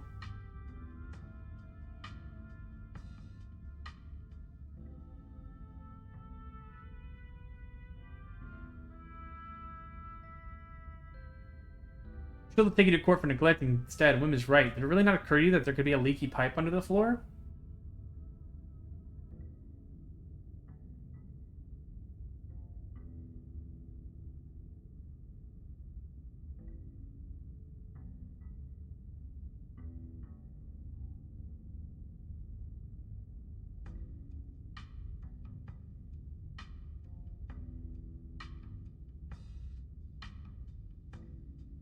Chat, is the stream okay for you guys?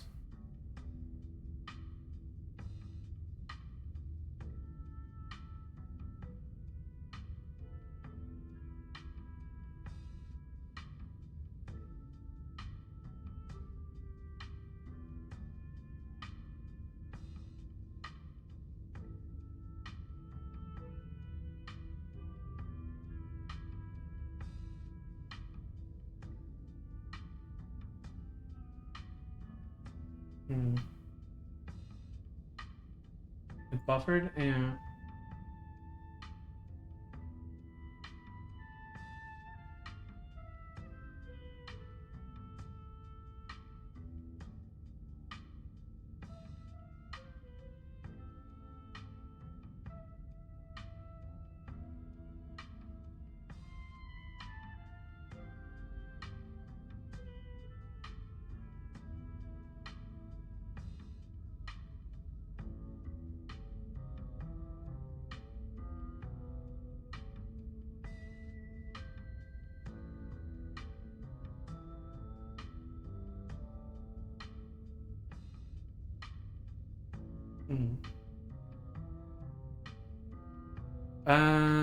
I hate to agree with Tabitha on anything, but there's some kind of structural damage. It does seem likely. Tearing up the carpet doesn't even seem like such a bad idea.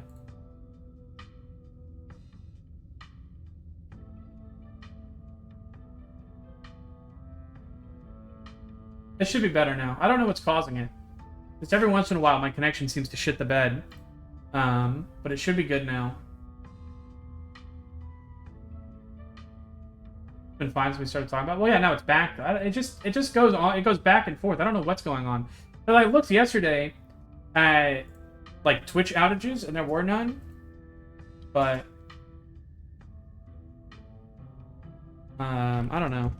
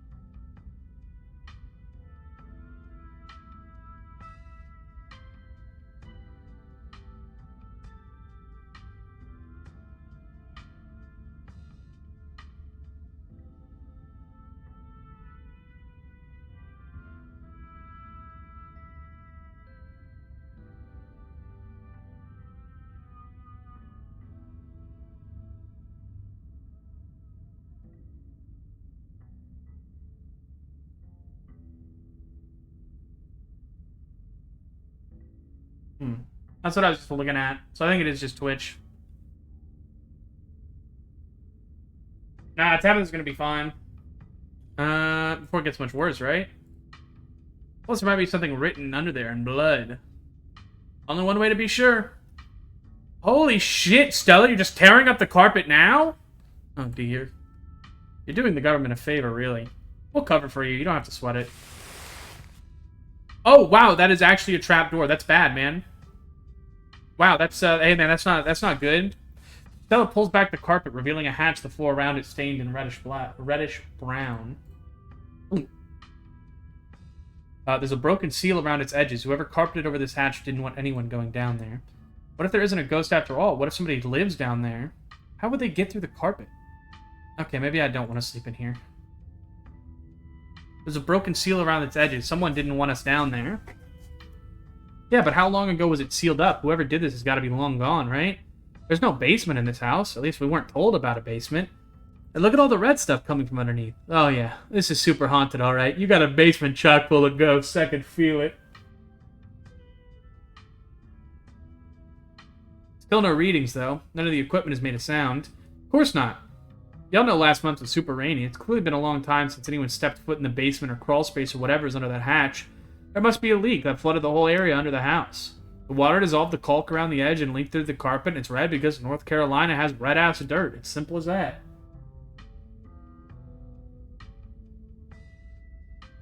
It's not mud, it's blood. Human blood, I tested it. Well, you tested it wrong. Both of them staring at each other. It can't be blood, right? Kanika's right. You've got a muddy floor, and that's why it's so cold in here, too. There's wet dirt under the house. Congratulations, we solved your ghost problem. No way. There's an old hatch in the floor that someone tried to seal up. We're not leaving until we know what's down there.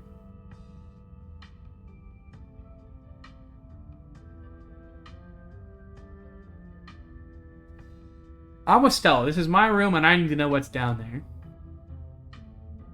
Have you considered they may have tried sealing it up because it's unsafe? Uh-oh. Do you think the flooding could have made the house unstable? I'm all in on ghost hunting, but I don't know if I could crawl into another dangerous crevice. I'm going for it.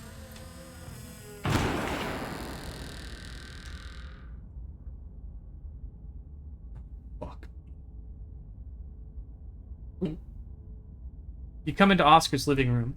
You can't tell what time it is, and your friends are nowhere in sight. The building feels colder, and there's something about the air that feels wrong. It's stale with an undercurrent of mold and earth. It makes you feel claustrophobic, as though you're in a coffin, each breath depleting what little oxygen is left. How did we end up back here? Where is everyone? Did we pass out again? Is there a gas leak in the basement or something? Is this fainting some kind of weird family thing? Is there a genetic condition I need to be worried about? Not that I'm aware of. Nothing like this has happened before you got to town. Who knows what sort of nastiness was festering in the basement.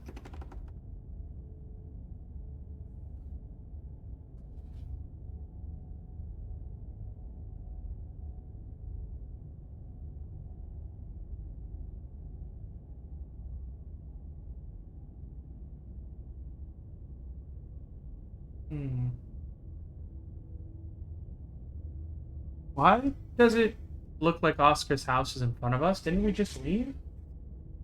I'll tell you what, chat. If Twitch is shitting the bed right now, I've got stuff I can do. I told Mugs that I would do some stuff. And I want to do it before it gets any later. So I guess it's fine. We'll call it here at the scary part, and we'll pick it up when Twitch isn't shitting the bed tomorrow.